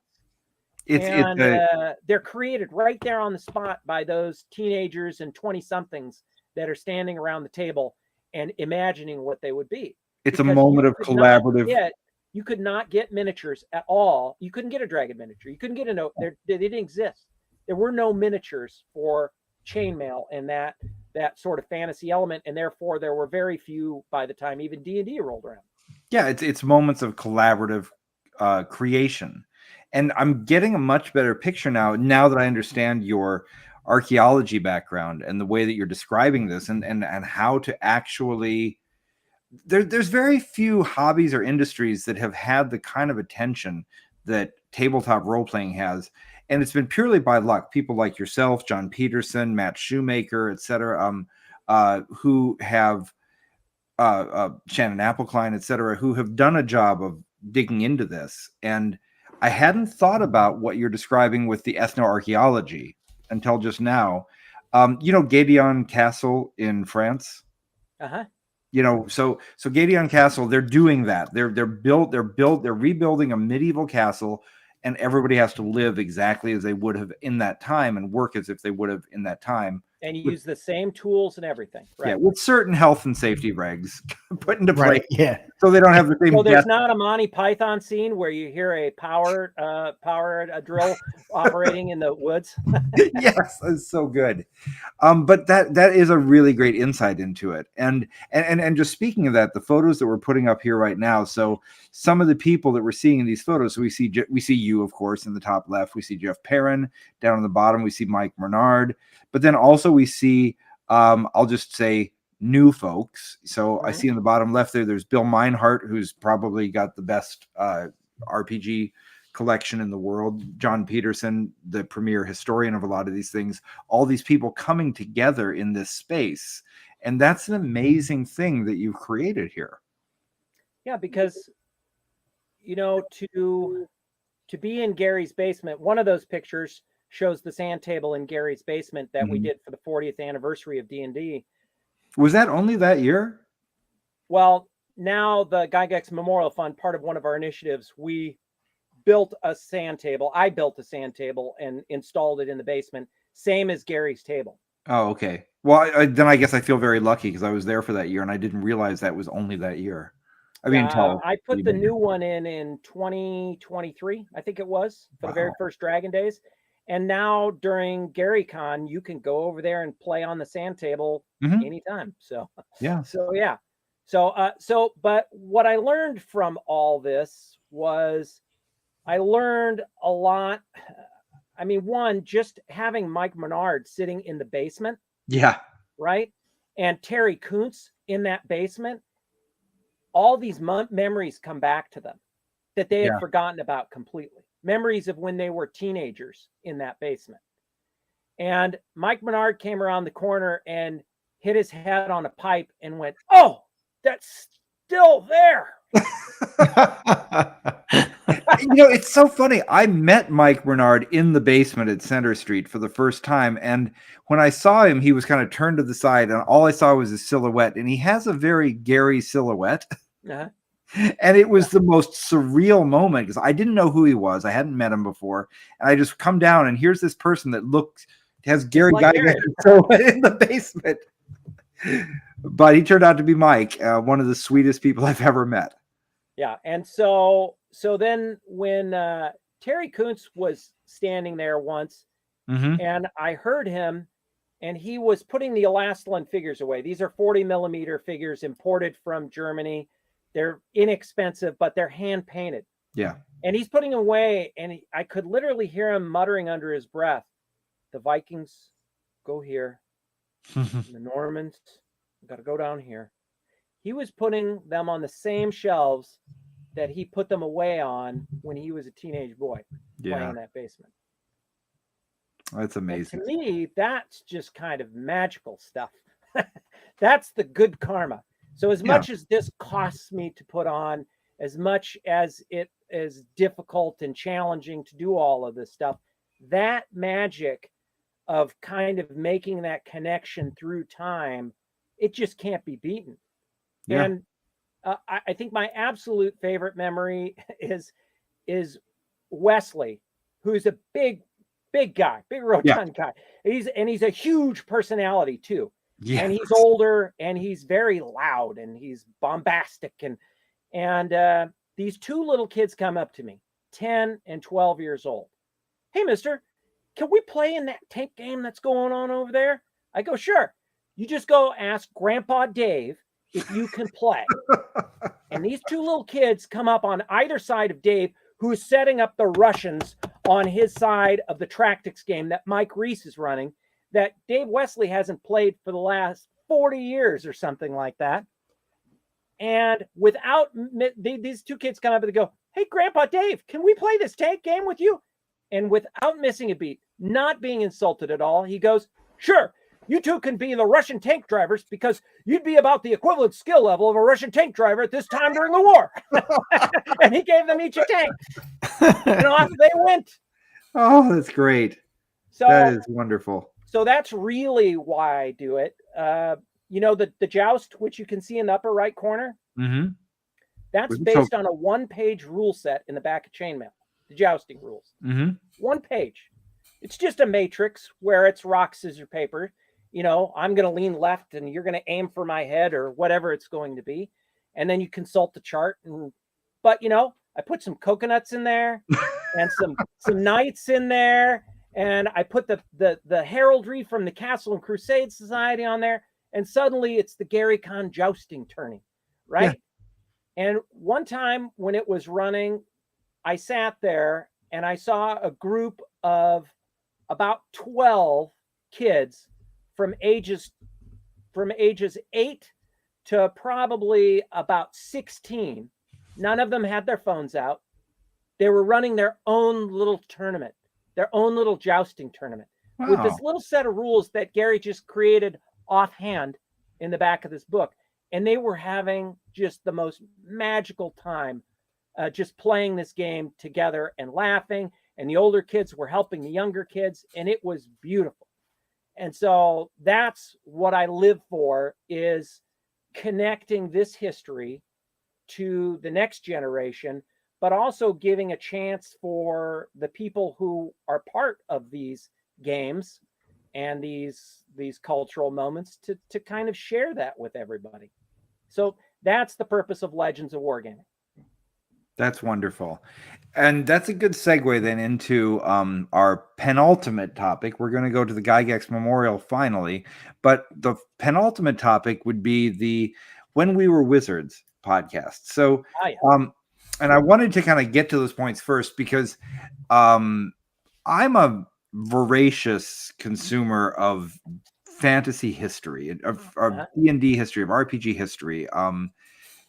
And I think everybody has come at it with a slightly different perspective, and it's just like the blind men and the elephant. You know, you have to listen to all of the blind men before you find out it's an elephant.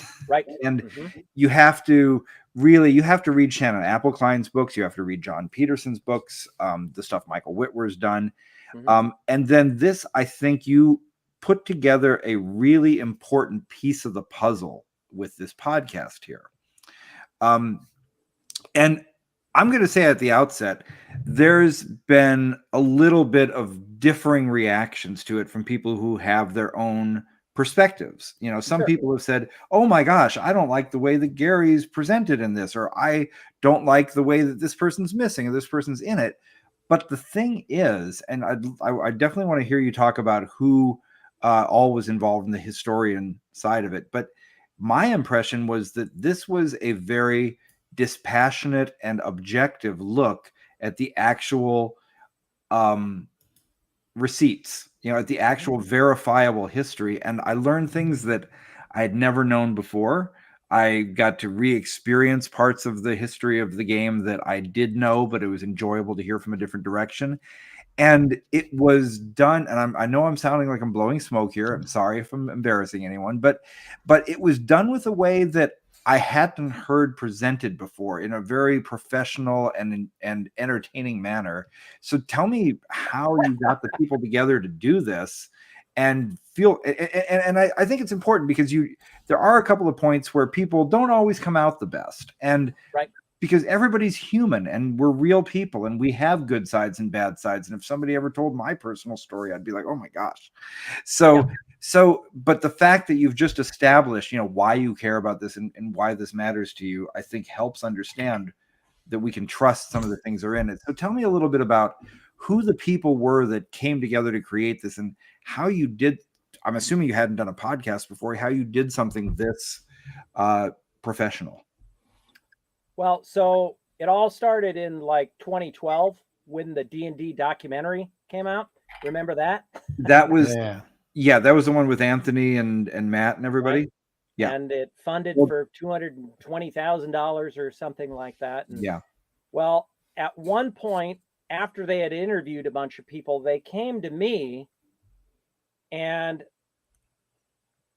they really thought I was fairly insignificant because I wasn't Tim Kask, I wasn't Rob Kuntz, I wasn't Ernie Gygax.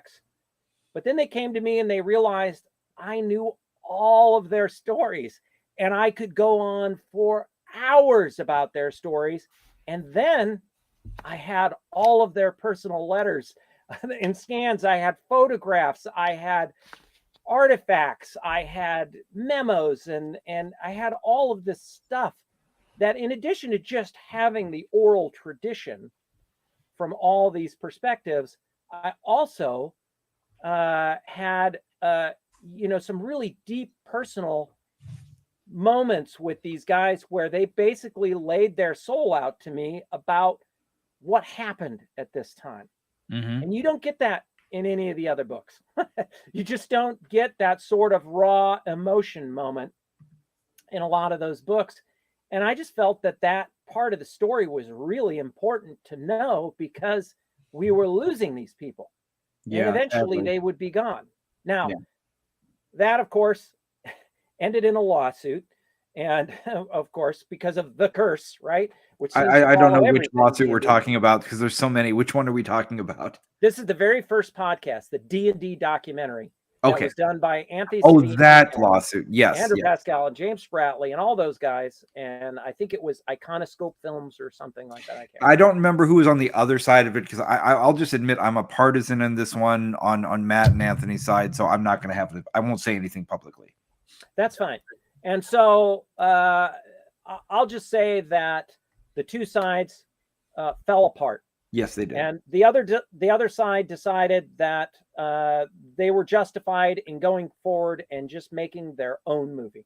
Oh, and I will say this, that they started going back and dipping into the same well. I had folks like Tim and Frank calling me up and saying, why are these other guys suddenly talking to me? Like, who are they? Yeah, it was a very weird moment.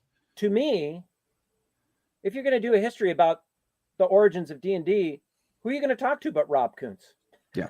You're going to have to go back into the same well to talk. I mean, you're going to have to go talk to Ernie. You're going to have to go talk to Elisa. You're going to have to go talk to the same people because it's the same people. If you want to know about George Washington, you go back, talk to George Washington, George Washington's friend. Yeah. and so, in any case, they came to me and they decided that they were going to be here for a couple of days.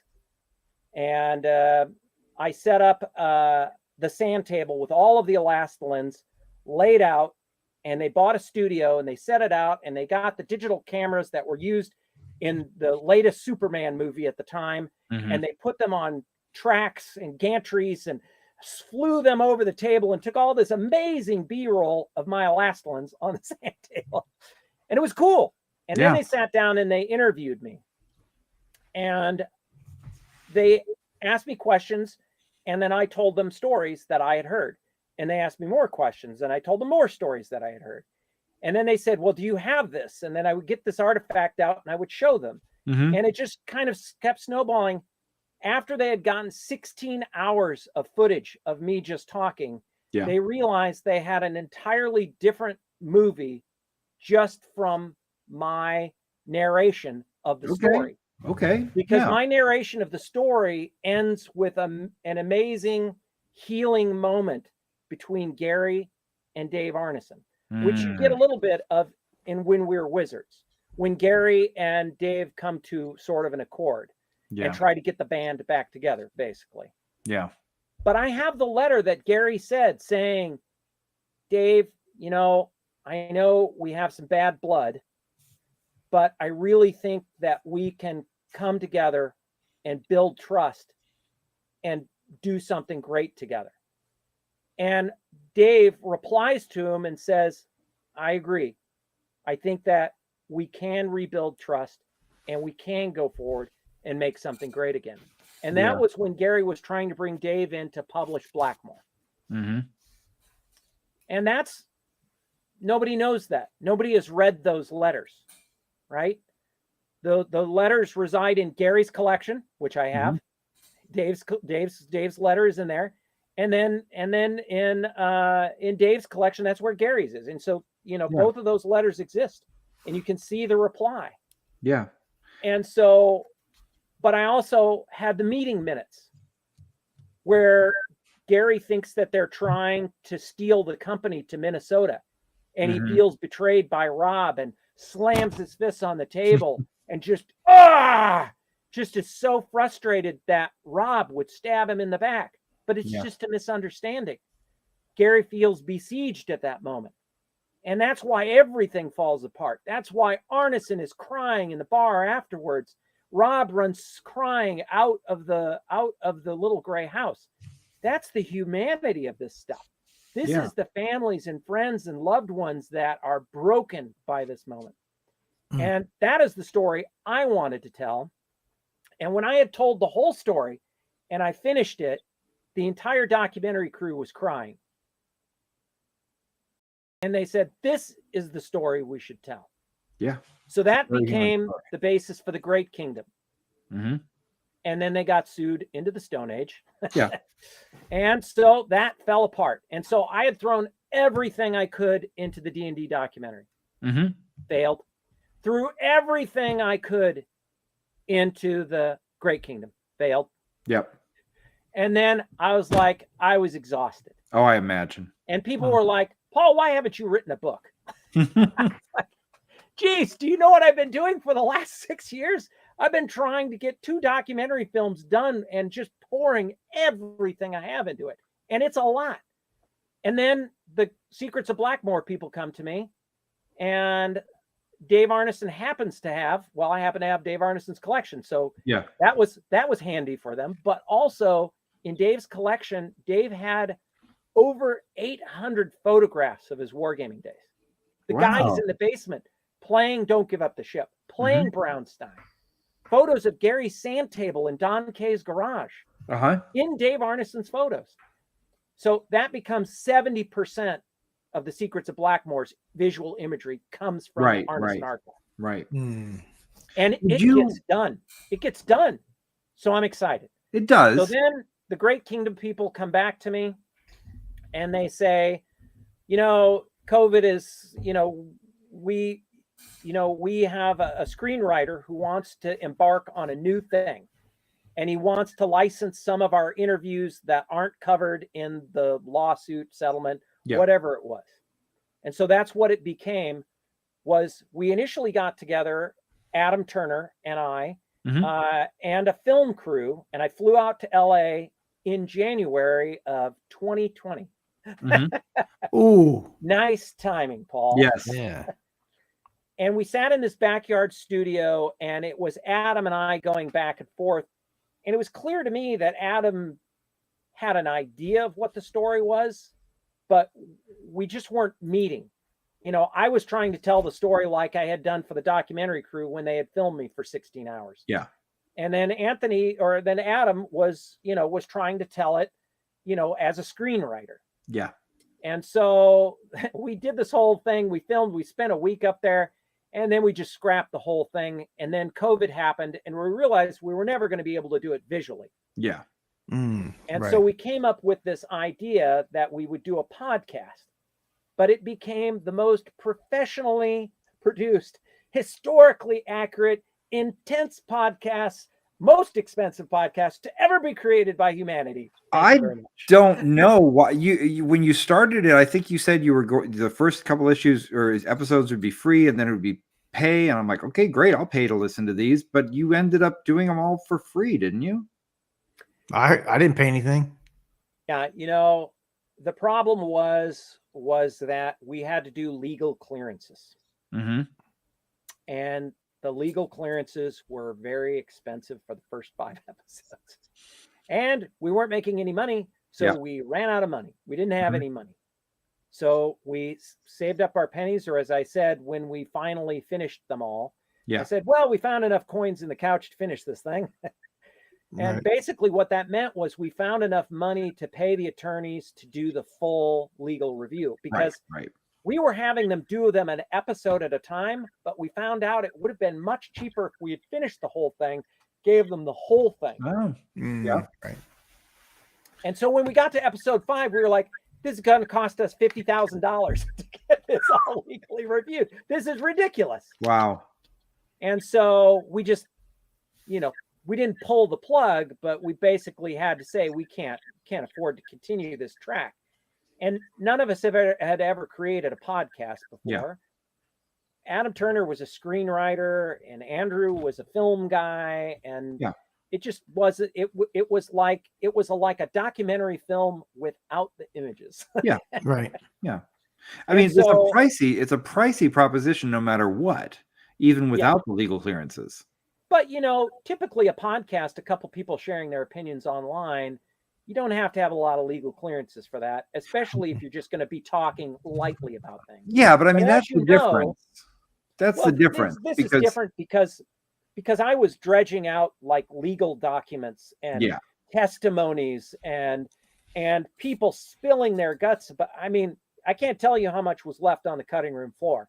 Well, I mean, even I won't get into too many details here, but with the story about Rob and Gary and certain tryst, that alone, if there was things left on the cutting room floor from that, I'm shocked. Yeah. Well, I mean, but there were multiple people who confirmed it. Yeah. Multiple people in Gary's family and Mary Jo and that's Gail, a good example where you need the lawyer to say, okay, yes, this is what you can say. Well, right. There had to be 2 points of confirmation and people willing to attest that they said these things. Yes. And that they saw these things. And so there were some things that we could only get Elisa saying. Yeah. And there were some things that only Ernie said. There were some things that only Rob said.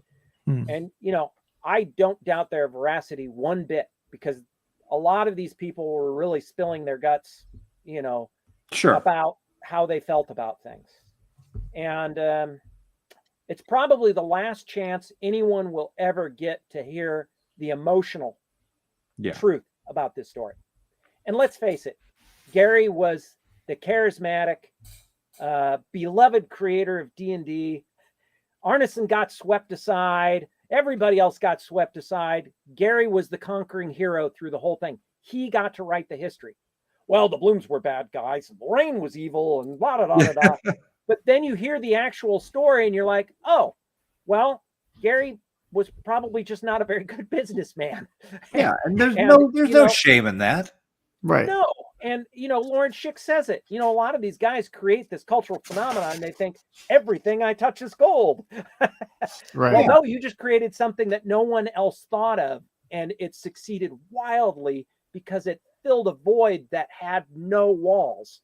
And, it was automatic success. And Brian Bloom is being quoted as saying, I quit playing D&D a year ago because I found out I was much better at the business game. Yes, I know that quote. Oh my Lord. There must be a name for that fallacy where somebody is a genius at one thing and they think they are at all things. I mean, we've all known, if you've ever had a friend who's a doctor or something like that, they're a brilliant doctor, and then the rest of their opinions, you're like, I don't know about that one. Jason, I've been in engineering all my life, and I can tell you right now, it's way more common than you'd think amongst engineers. Yeah, way more common. You have somebody who's a genius at one thing, and they can think that they're going to be good at everything else too. Yep. Yeah, and so it happens. Yeah, and for everything that I discovered in this podcast, I mean, Mary Jo spills her guts. Yeah. She and Gary were very much in love, very happy. They had a beautiful little family, a beautiful little house. They were poor as dirt. Now, they were poorer than dirt. I think in 1971, Gary made less than $800. Yeah. The poverty line in 1971 was $4,000. How do you live off $800? How? Well, they were Jehovah's Witnesses. Got a lot of help from the church. Grew their own food. Clothing. They were Food, on yeah, food stamps, clothing, yeah. and then Mary had her garden, Yeah. and she canned and jarred and everything. And so, And I mean, Ernie would had literally cardboard in his shoes. right. And That's the you know kind of the saying, the cobbler's son has no shoes. right. It It's was literal. literally true with Gary, because he couldn't afford to use his supplies for repairing shoes to repair his Yeah. own son's shoes. So they were really, really poor, but Mary, helped them get through it. But it was not easy, because Gary needed a lot of emotional, sort of creative time, Yeah. right? Thinkers and dreamers, right? They kind of disconnect and they go somewhere. Meanwhile, their family is going all around them, and they have, gone off. So it's no surprise that he would stay up late into the night working, and just kind of, and Jeff Perrin says he almost seems sort of selfish with his private time around the family. Mm-hmm. And it put a strain on their family. And that strain came out in a lot of ways, and it was really tough. But still, the fact that all of these challenges happened, and this game was still created, and all of these happy memories were created for the family, it's a testament to the story is a lot more complicated than everybody makes it out to be. And so I think that finally telling the story, at one point I was in Mary's kitchen with a celebrity who I won't name, who was basically telling me how bad Mary was. And I was like, are you kidding me? You telling me this in Mary Jo's kitchen? Wait, somebody who didn't actually know Mary? What's that? You saying a celebrity who did not actually know Mary personally? No, knows Mary through someone. Yeah. And that someone gave them a story about what they thought about the divorce, and it was not favorable towards Mary. Yeah. I mean, you can understand that the children were all pretty upset that their mom wanted to divorce their dad. Sure. But the fact of the matter is, Gary and Mary Jo, they were miserable in 1983. They were miserable. It always makes me think of that line from, there's a Smith song called What She Said, and there's a line in it that says, in the days when you were hopelessly poor, I just liked you more. And that is true. And Mary will tell you the happiest their family ever was, and the happiest she ever was when they were poor, living in that little house at 330 Center Street. And sometimes that's the way it is. And the thing I think that people often forget, whether we're talking about Gary Gygax, or we're talking about some celebrity or historical figure, or anybody who is publicly known, those of us who were not there, who know them from a public perspective, people build what's called parasocial relationships. They feel like they have a right to have an opinion about somebody's personal life.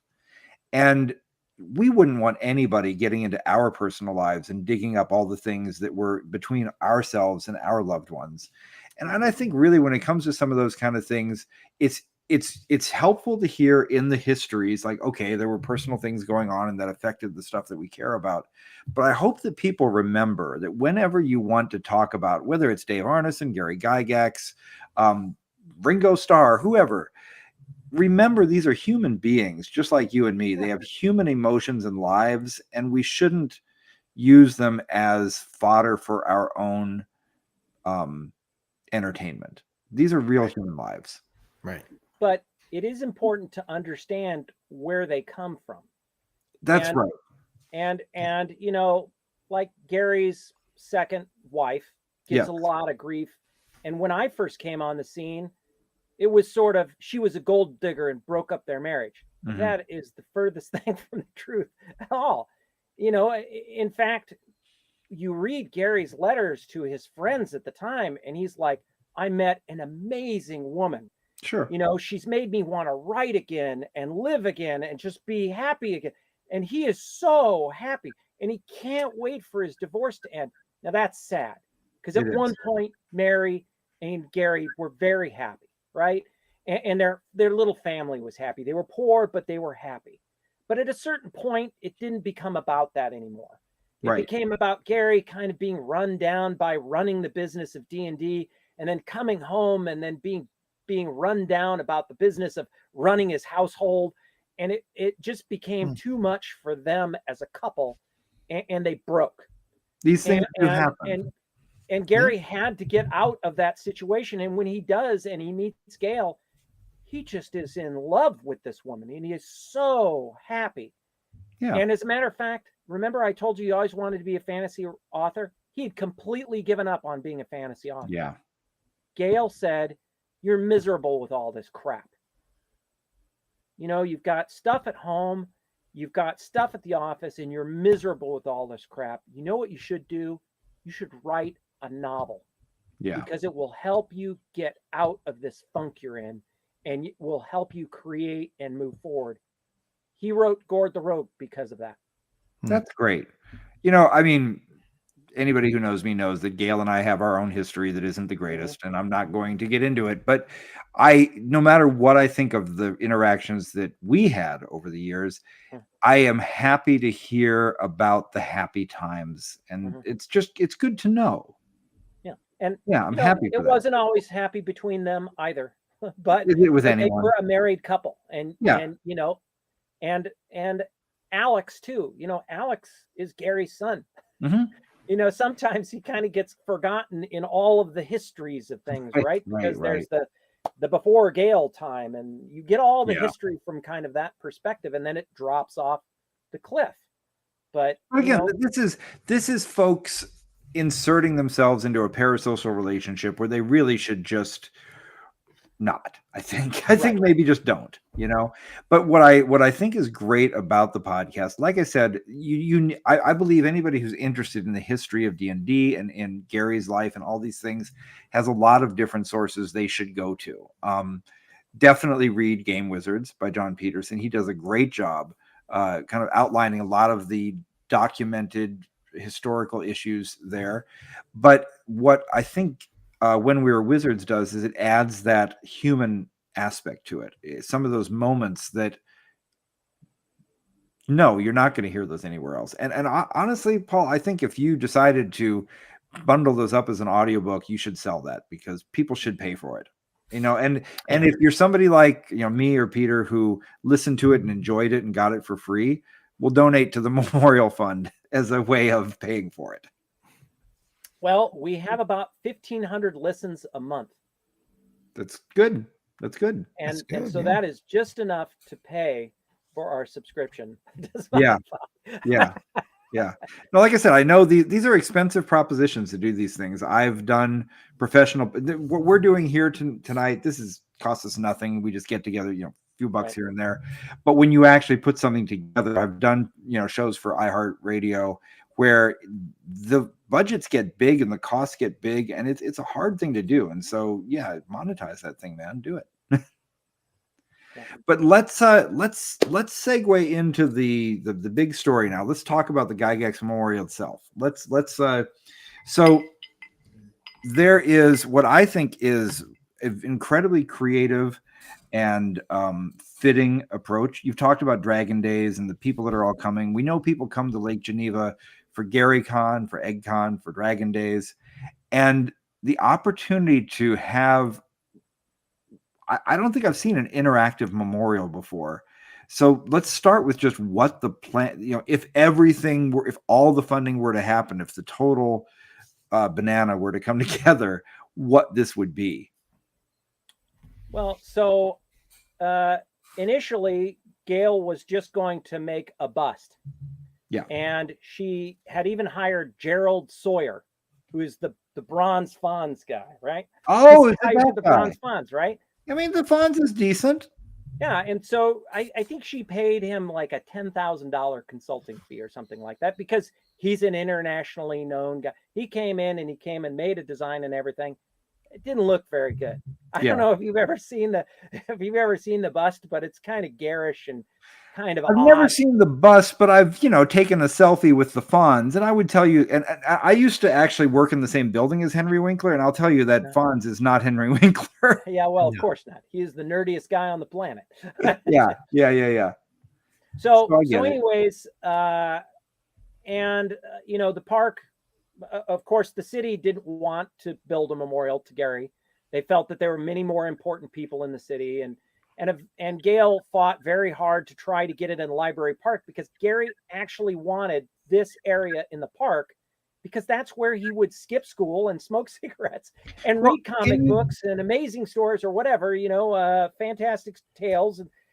And that would be, where he'd just sit there and daydream about being a fantasy author. And he would go to other worlds reading books from the library. And that's where he said he wanted a memorial, but the city would not give him that, because this is the crown jewel of all of Lake Geneva, this park. Well, can you help me understand locations here? Because I know I don't know how to pronounce it. Is it Donian Park that was originally? Park. So initially they gave her Donian Park. Yeah. And that was in 2012. Yeah. And so she started in 2009 with forming the foundation. 2010, 11, 12.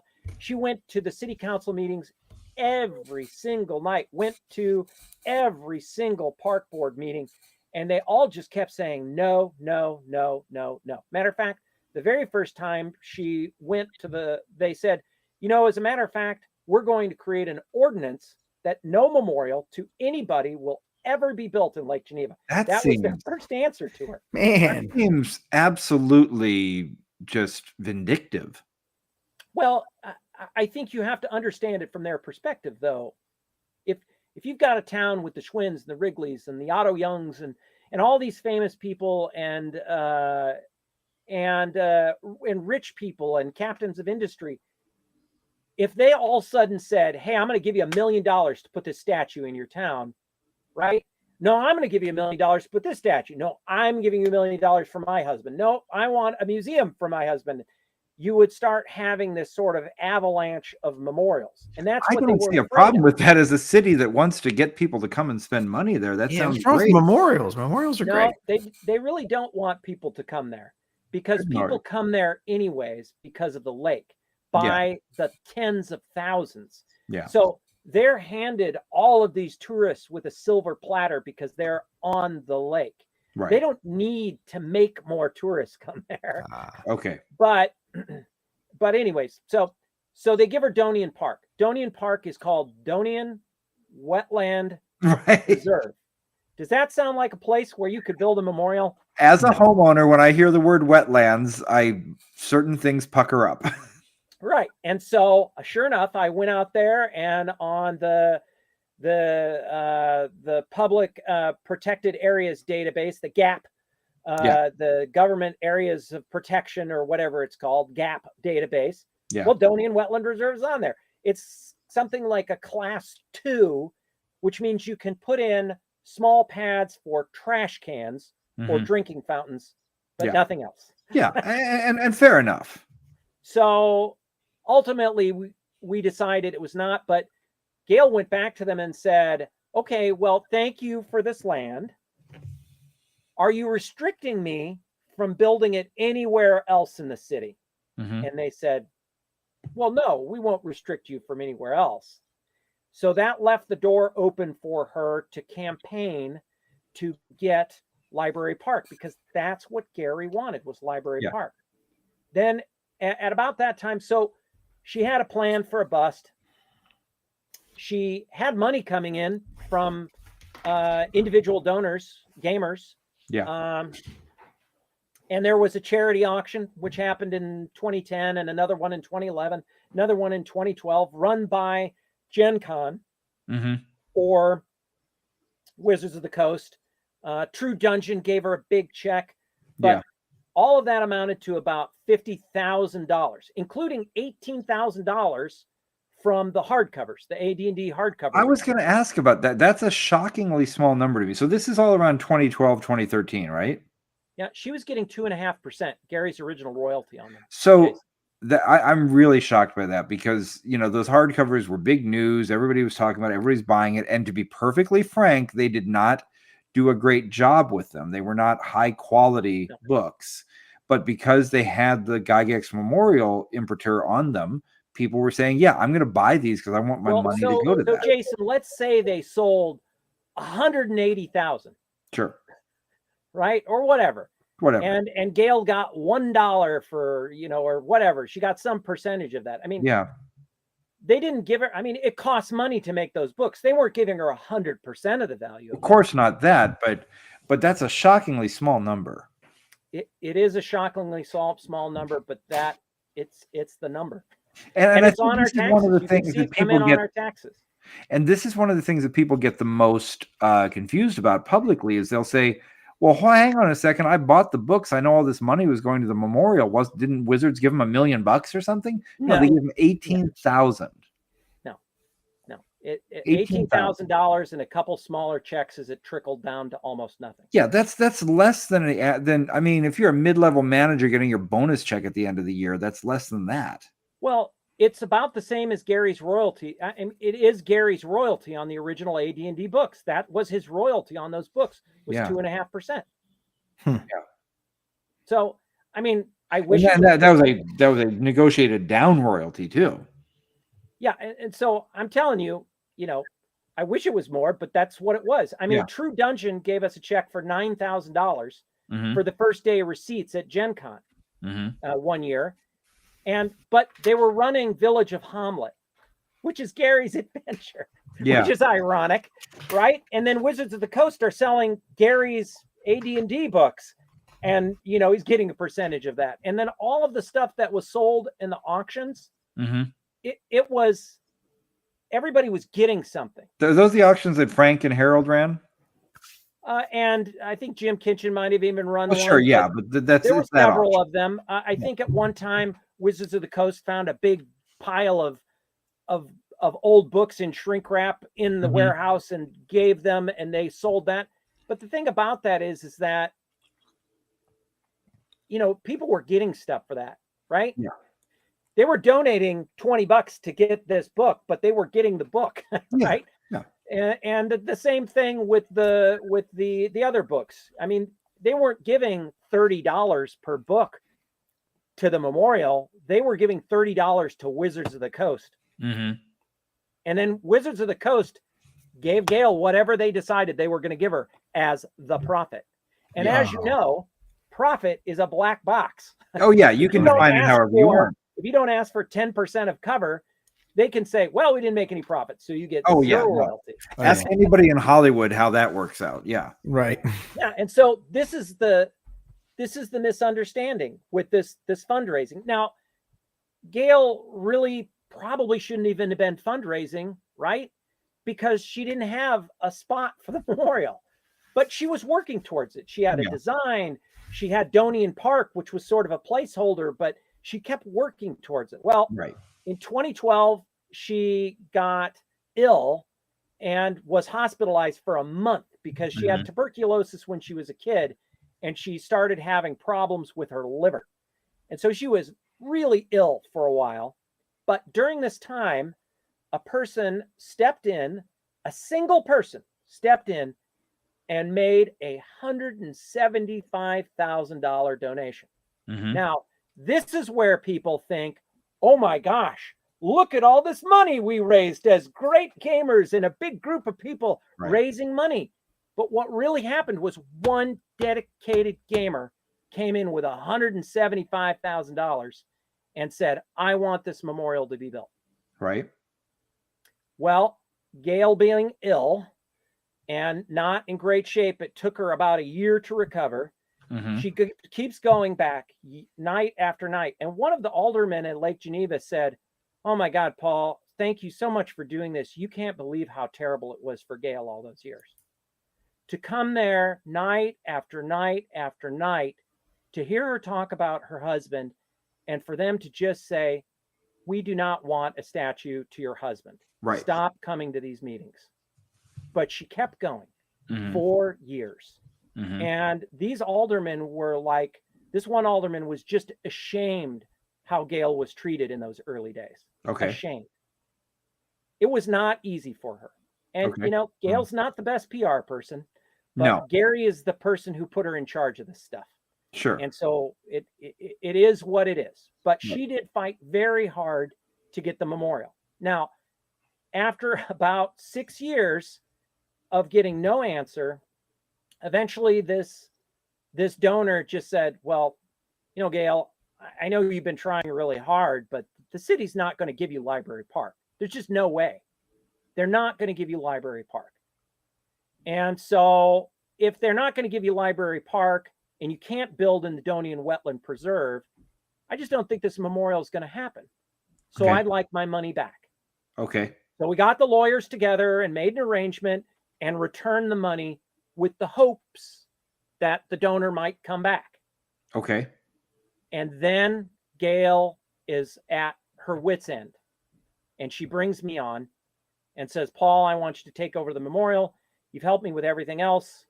You know, you promised Gary that you would help me curate and manage the collection. I want you to help me with this. And I said, yes.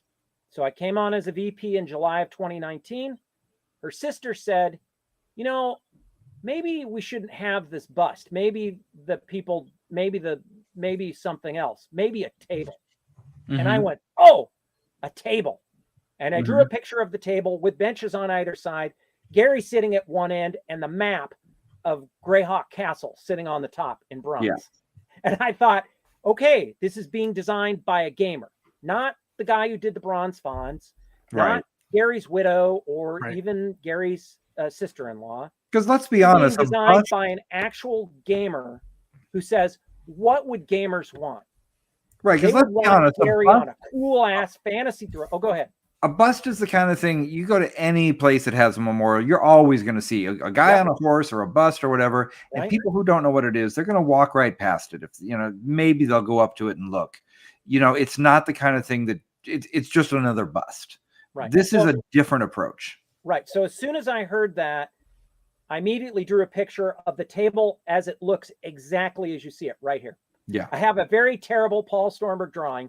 I Yeah. did have a little architecture in school, but I did, and you could have seen it on the website for the first couple years because I had no concept art. It was just my hand drawing of what I thought the concept should be. Sure. It's Gary sitting on a D&D themed throne with 20-sided dice as the finials and the tops of the chair, Mhm. dragons and other themes on it, a big scroll on the back that has the dedication of who Gary is and Yeah. the children from his first marriage and second marriage and Gail and the whole dedication there, plus some high-level donors. Yeah. And then at the bottom, Alex said, you know, we should have a guardian dragon around the bottom. Nice. So we put a guardian dragon wrapped around the bottom, kind of guarding a treasure chest. Mhm. And then I decided that in the initial design, we should have a dungeon map, but then I decided it should be the first level of Greyhawk Castle, the very first dungeon level he ever drew, the one Yeah. that he put Ernie and Elisa through that first night that he ran a game of D&D for them. Mhm. And that's going to be on the table. It's going to be a 5x7 sheet of bronze, a low relief map that is scaled for miniatures. Yeah. And then I 25 decided, millimeter. no, we should have Gary's hand pointing down to the map. And then the DM can sit next to Gary and roll all of his dice off of Gary's hand. Mhm. And therefore, everybody can gather around Gary, play D&D, run a game. We're going to upload Gary's original key, that 1973 key, Yeah. so people can use that. But we're going to encourage game masters to upload their own version of a key because all the rooms will be numbered on the map. And then Oh, the game masters can create their own adventure and come up Hmm. year after year with their groups on a pilgrimage to the birthplace of D&D and play D&D with Gary and Mhm. have Gary help them run their games. And when I tell people about rolling their dice off of Gary's hand, that's the magic moment. yeah. That's when everybody goes, oh my God. And let me tell you, I shopped this around to a lot of sculptors. Yeah. It's very hard to do a 5-foot by 7-foot low relief bronze map. Not every Imagine. sculptor in America or the world can do that. It takes a very specific skill set to make something that big. And so I found somebody who had done a low relief map of Korea and Vietnam. And they're these massive 4-foot by 8-foot sheets of bronze that hang in the Naval War College, I believe in Colorado. Mm-hmm. And so so that's the kind of guy we needed, somebody like that. But we also wanted somebody who was a portrait sculptor. So we the same wanted somebody sculptor for who could both. capture. I mean, when Gary is gaming and telling a story, there is a light in his eyes. There is an energy in his body. And this isn't just a bronze sculpture of a guy in a three-piece suit standing in front of his office building. Right. This is a guy who's engaged in telling a story, running a D&D game for a group of players sitting at this table with him. And I presented it to one guy who was selected to do the Desert Storm Memorial on the National Mall in Washington, D.C. And he says, Paul, I get thousands of commissions every year. But he said, this memorial is special. I have never worked on or seen a design for a memorial where it actually gets people to engage and interact and spend time with the memorial. Right. And invest in the memorial. Everything is look at it, take a snap, and off you go. Right. But you could sit down Don't at the touch it. table with your buddies and play D&D with Gary. And like I said, when I tell them about rolling the hand, people they gasp and they go, oh, and they just think, oh my God, that's so awesome. But it's really hard. That's every person that I talk to in person. Sure. But it's really hard to kind of get that connection out. And it doesn't matter what edition of D&D you play. You can play on this table. Yeah, it doesn't have to be D&D. You can play some legendary adventures. And so, it's not cheap. It's 16 tons of Barry granite, which is from Vermont. It's considered the gold standard of sculptor stone. Yeah. It's really resistant to weathering, and it's super tough. So and that matters in a place like Lake Geneva. Yeah, especially because the actual lake. That shore is harsh. Yeah. It's harsh on that shore. Yeah. And and then it's 2.5 tons of bronze for Gary, the throne, the dragon, the treasure chest, and then the map. Yeah. So this is not a lightweight. This is not a bust of Gary. This is not a statue. You can go and get a statue of a Native American with a headdress on for $25,000 from China. But that's something that's been sculpted and it's been copied and copied and copied and copied and recast out of the same mold over and over. This is a custom piece done by a world-renowned artist who's going to do a great job capturing Gary's energy and life and also making this awesome dungeon map of the first level of Greyhawk Castle. I mean, it's going to be incredible. And I think people will come to this for generations.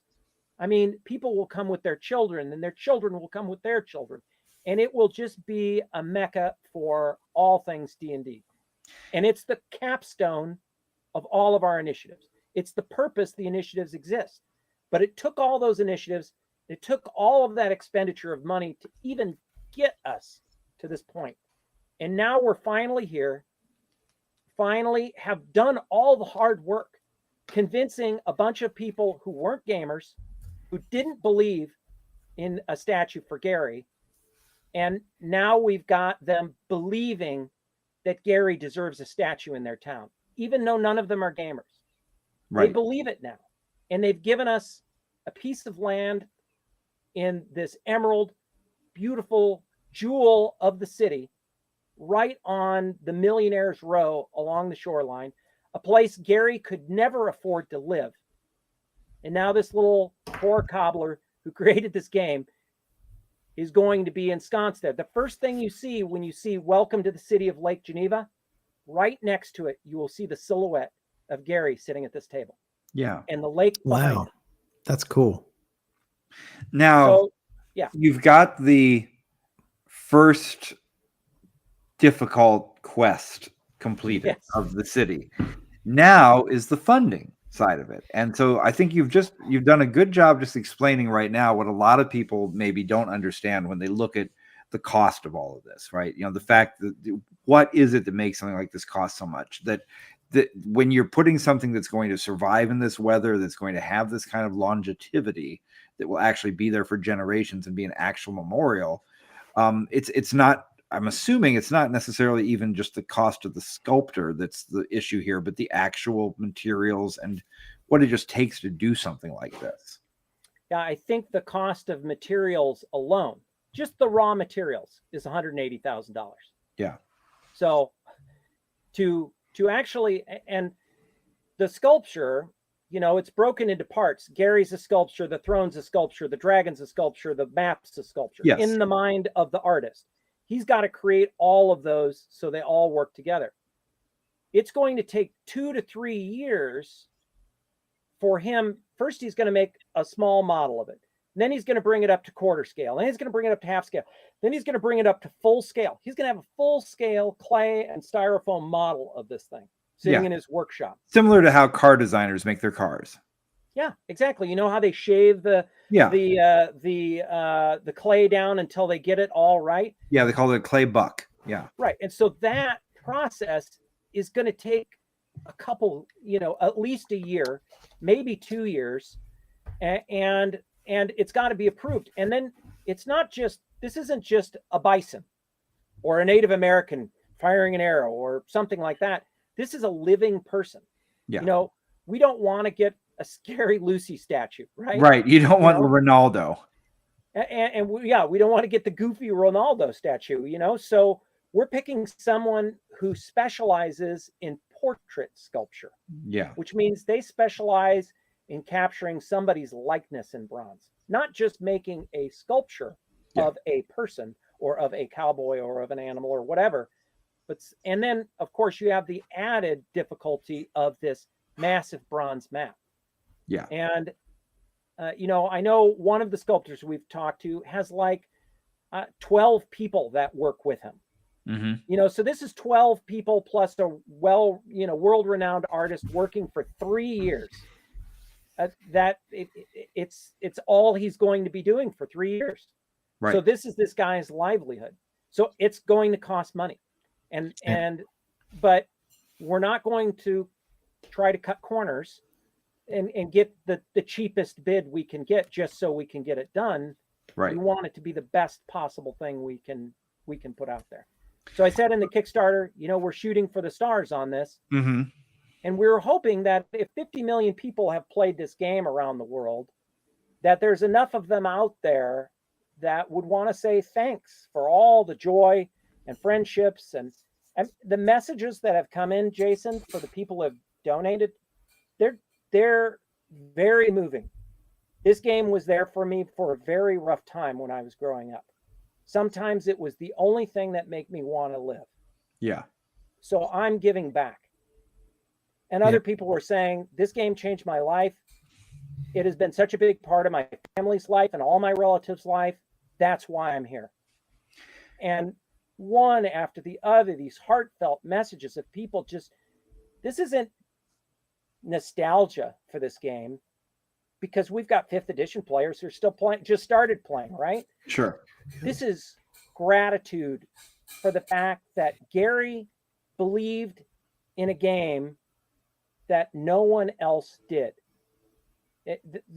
Gary believed this game could change the world, but no other company believed it was worth publishing. But Gary believed it was worth publishing. And Gary believed it could change the world. And that's why we have it. I mean, obviously, Dave Arneson gets credit. And I know we talked about this before the show. Yeah. A lot of people look at that empty space at the end and they're like, why isn't Dave Arneson there? Well, first of all, even if we forget about the, why should or shouldn't he be there, when we've just talked about the cost of putting the bronze statue for Gary at one end, you want to add another couple $100,000 to the cost of it. But I've seen people have this discussion. Some folks more or less informed than others. And I think there's a little confusion amongst some of them as to, is this meant to be a D&D memorial or a Gary Gygax memorial? This is Lake Geneva, not the Twin Cities. And I'll interject a little my personal feelings on this, which is that I wasn't there, but as I said, I'm enough of a voracious consumer of the history that I feel like Dave Arneson's contribution was a very important one, but there's a big difference between idea and execution. And if we want to ask, could D&D have existed without one or the other? Probably needed both of them. But if you're going to be completely honest, somebody's actually got to do the work. Right. You know, so I don't think this is a 50-50 proposition just because a legal document somewhere said that, hey, we signed the numbers 50-50 for the royalties back in 1973 or 74. But ultimately, this is a Gary Gygax Memorial, not a D&D memorial. In his hometown. In his hometown. Right. And I would absolutely. His hometown didn't even want a memorial to him in his hometown. Yeah. And I will tell you, I would absolutely contribute to a Dave Arneson memorial in the Twin Cities. And I think one should exist. And I absolutely think that one should exist as well. Yeah. And, you know, like I told you, I'm an ardent supporter of, Dave Wesley with Brownstein, Dave Arneson with Blackmore. McGarry. That was a genius leap. That was the genius leap. But what I tell people is how many games have disappeared around the world and have been lost to time because it was played by a couple of friends in a small village in southern India. Right. It may have been the greatest board game ever created, but it disappeared because it was just there.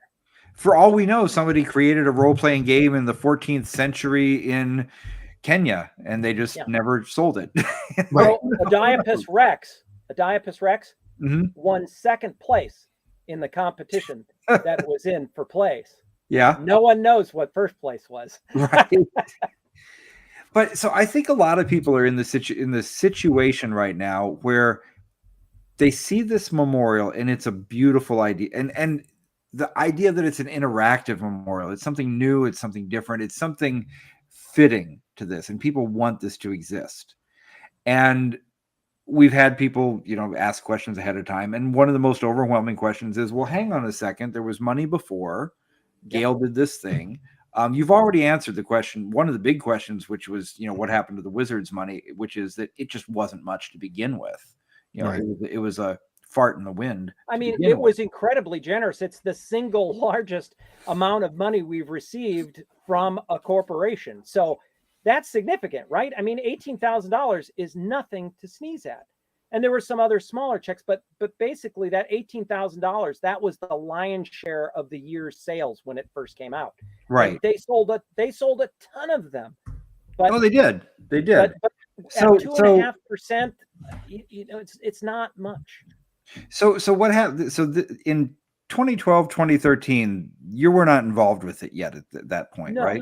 No. Right. So 2012, 2013, that's when most of the money came in. That's when the fund jumped up to about $130,000 at the end of 2012, $222,000 at the end of 2013. Yeah, and that was because of that single donor. That was I'm not going to dig into the specific numbers like where that 175 fits in, but the point is that's in there. Hopefully that donor will come back. But I think what most people are wondering is, well, hang on a second. This memorial fund sat there with a couple $100,000 in the bank for a decade. And Gail was sick for a year, but that's really the question is, well, if this is the same fund, should she still be involved with this? How do we know this is going to happen? Because there's a lot of bad feelings in the public about that first go around. How do you get them past that questioning from the past and to say, I believe this is real. I believe this is going to work. I want to put money into it. I want to see this come to life. Well, I would say, obviously, it's not easy. A lot of allegations that are unproven, like the money went out, but we were under an NDA for a certain time, or Gail was under an NDA a certain time, and we couldn't talk about it. You mean so from the individual donor?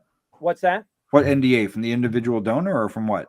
Yeah, well, we had to have a non-disparagement agreement against each other to make sure, the donor on both sides were like, well, you're going to let us have this money. Yes, we're going to return this money to you. Well, but also you have to say that you won't say anything bad about us, and we won't say anything bad about you, and we hope you'll come back in the future. And just the attorneys alone cost us about $10,000 a piece. Yeah. Well, I mean, I know from my own history that with Gail, if you have a non-disparagement agreement, she doesn't abide by it, because I have one with her, and she said some pretty bad things about me in public. She cost me over $120,000 in legal fees from her attacks on me. So I'm not particularly inclined to say, like, let's help Gail. I don't, but that's completely separate to me from let's make this memorial happen. Right. So that's my kind of question, is like, should she still be involved in this at all? Well, in the state of Wisconsin, the sole right of establishing a memorial is given to the widow. Okay. Or the widower. Oh, that makes sense. And so there has been a big scuffle between the Gygax family because they just made a headstone for their father and put it in the Burdick family plot. Yeah. But that was done by the children, not Gail. Mm-hmm. And so Gail did not appreciate that. And, Jason, I wish I could wave a magic wand and make everything good between the stepmother and her stepchildren. Yeah. But as we know, that sort of relationship, it's never easy. And so, I think Gary set out his wishes before he died, that, if there was going to be a memorial, he'd want it to be in the park. Fair. I think the law says that Gail has to be involved with it. But can I dive into that law for a second? Because I want to understand, because I mean, the Memorial Fund is now a Nebraska fund, right? Well, that's because I'm here and all the legal documents have to be sent to me. So that doesn't get you out of that obligation because you're a Nebraska fund now? No, it's not. It's still not a Nebraska fund. It's just where the, what do they call it? Registered agent is, or something. Yeah. Like that. Yeah. No, I know how that is. The registered agent is in Wisconsin.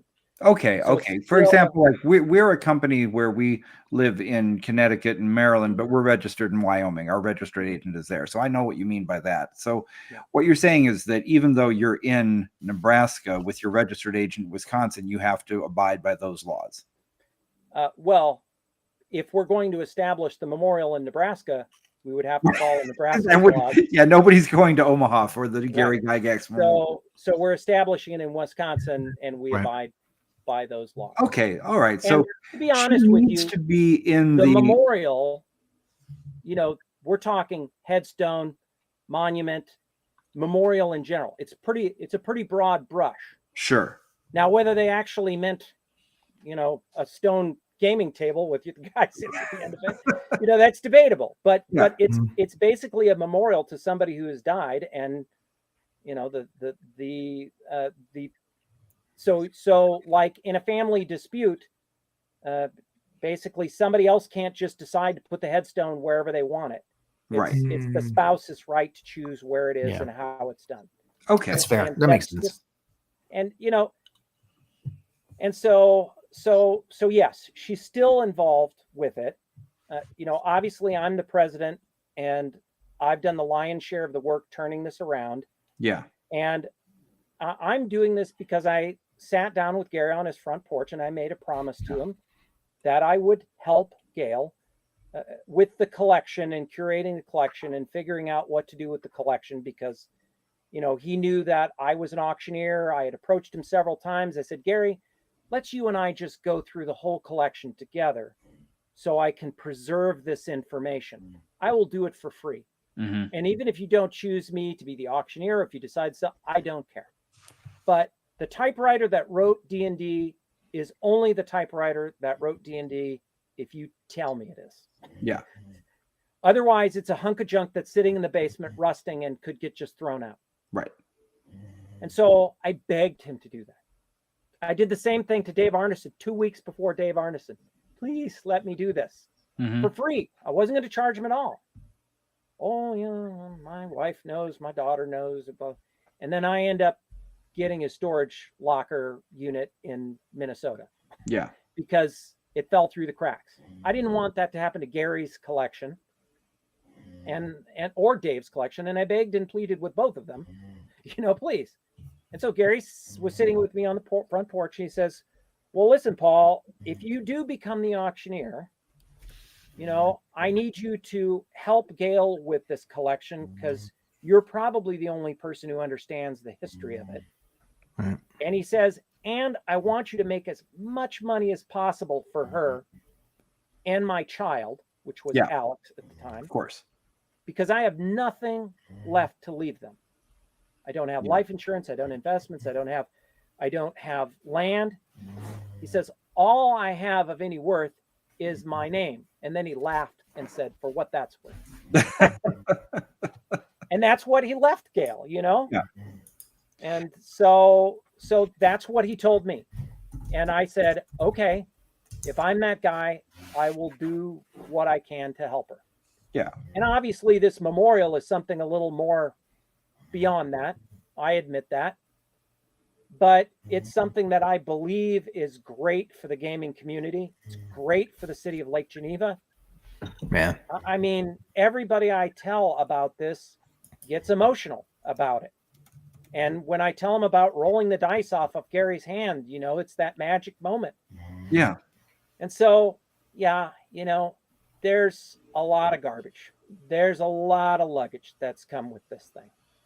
But look at what we've accomplished in just the last couple of years of me being involved with the fund. And I think that's really the key point. I think that's the key point. I think that's the key point because, you know, if we sit down and we look and say, you know, Gail, and I think very rightly, you know, got the whole ball rolling in 2009, 2010. Yep. And there was the history that we know. And we know that this sat, whatever Gail was doing with that time, which may have been very active, to the outside world, it looked like all it was this fund slowly kind of dribbling away and nothing happening. Right. But then we do have this moment where you've come in and now I'm just going to say adult supervision or whatever we want to say, you know, somebody who's actually got the ability to have that organizational stuff going on, get the vision happening. We now have people excited about this idea for a memorial, which is frankly a way better idea anyway. So now because it was made by a gamer. Exactly, right? So now the only question is, how do we get people to actually take the steps that are needed because to make this thing happen? So what can people do, assuming that they're ready to believe, which I believe they should be, you know, because this is not what we saw before. This is a new thing. Assuming people are ready to believe, how we can contribute. You know, I've got my backing into the Kickstarter, but I don't have 175,000 to give, or I would. Remember, the highest you can donate to the Kickstarter is $10,000. Yeah. So this isn't going to be one guy with $175,000. We need everybody who is grateful that Gary gave us this game to contribute. I would rather have 1 million people give me $1, you know, than 50 people give me $10,000 a piece, right? Yeah. Yeah, absolutely. That's kind of what we were hoping we could tap into with this. Yeah. And I want to see this happen. I think of all the people who could do it, who have the grit. I think it's the grit that's required to make this go. I think you've got it. Moxie. The moxie. He's got the moxie. He's got I like the cut of his jib. I think you've got what it takes to do that. And I want to see this happen. Literally, Jason, if this were to fund on the 31st, I would call Archie Monuments and say, order the stone. Yes. They would call the quarry and they would cut the stone. It would be shipped to Lake Geneva. We would get the block of stone. I would send it to Gary Con and say, let's have all the gamers sign the stone before it's cut. Yes. Roll their dice off the block of stone. That is awesome. You know, and then the next year, it's going to be installed. Let's have the groundbreaking. You know, let's put the table in.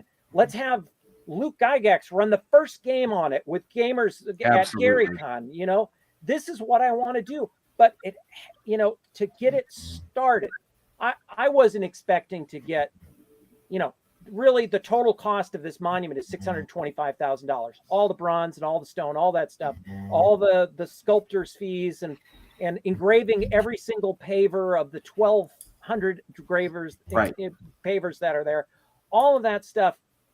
You know, that's all just, you know, it's all just going to take, that $150,000. And I thought if I could get that $150,000, I can get this ball going. And then maybe people will start looking at it and going, oh, it's happening. Here it is physically in front of me at GaryCon. Sign it. Here it is. It's in, they broke ground on it. But, the $625,000, that's just for the elements. Mm-hmm. Then we've got construction, installation. And as you can imagine, putting something in on a shoreline, on basically a beach line, of course, it's going to be a significant construction. And we have a site engineer who's working on the pilings and all of the concrete foundations for it. All of this is basically just waiting for a large enough group of gamers to believe in this one more time. Yeah. And I give you my oath, I have made a lot of stuff happen for Gary's legacy over the last, gosh sakes, I don't know, since 2008. I mean, I've made a lot of stuff happen. Legends of Wargaming, Legends of Role-Playing. It's a first edition AD&D adventure that happens at GaryCon every year. It is the single most popular event at all of GaryCon. 144 players last year. 16 teams played in that tournament. I believe in this project. I have seen all of the documents. I've seen all of the history. I know the baggage, but I came up with a plan to change the city's mind. I changed the city's mind when they did not even want any memorial in the city. I finally got them to agree to give the absolute jewel of the city to this memorial. The fact that we would fail on the doorstep of creating this amazing memorial is just too tragic for me to comprehend. But I tell you, as soon as I have enough of the money to make the table happen, just the stone elements, it's going in. Great. And then as people start to believe, we'll work on the bronze, raising the money for the bronze elements. Yeah, absolutely. Yeah. Go tier by tier. I mean, failure only happens when you surrender. Yep. That's right. And, there's been some pretty low moments, because I know Gail had gone through many more low moments than I had, and I don't want to seem like, I'm the conquering hero who got this the whole way. Gary got me down into the red zone. Yeah. Well, I think the important thing. I want to put it over the goal line, but I can't do it without the tush push. Right. I need gamers behind me, and I don't need millionaire gamers behind me. Yeah. I need everybody who is thankful for all the happy memories this game gave them to give me $50, to buy $250 for their game master, to everybody pitch in $100 and get a $500 stone. I got one group who bought 3 stones, and each stone has 3 of their members on it, and the next one has 3 more members, and the next one has 3 more members. So all 9 members of their groups are represented on 3 stones. Nice. And I have these people saying, I'm a college kid, I don't have any money, but this game has been so important to me. And I have people giving $500 who said, this game saved my life when I was a kid. That's why I'm here. There's got to be enough people in the world to be grateful for this game that want to say thank you to Gary and make this monument happen. I believe it. Yeah. Well, thank you. I believe you're going to make this happen. Thank you for taking so much time with us tonight to go through all these things. It's been a blast. Longest show ever. And it wasn't 16 hours like my first interview with the Great King guys. Oh wow. Jeez, yeah. So everybody who's listening, hop on over to Kickstarter, get to the Gary Gygax Memorial, buy a brick, and let's make this thing happen. Yeah. All right. Thanks, everybody, for a great week and a great night. I think I will be not on the show next week. I'll be off in Dublin rolling some dice with some Irish folks. Yes. But I'll be back the week after that. Peter will have to bring on somebody better than me. And should be easy, right? Should be pretty easy. And we'll see everybody. See the folks who are in our Patreon. We'll see you in the after party. And thank you again, Paul. It's been a wonderful night. Yeah, thanks, Paul. Nice meeting you. I really hope that we can get this together and make it happen. Let's make it happen. All right, everyone. Thanks and good night.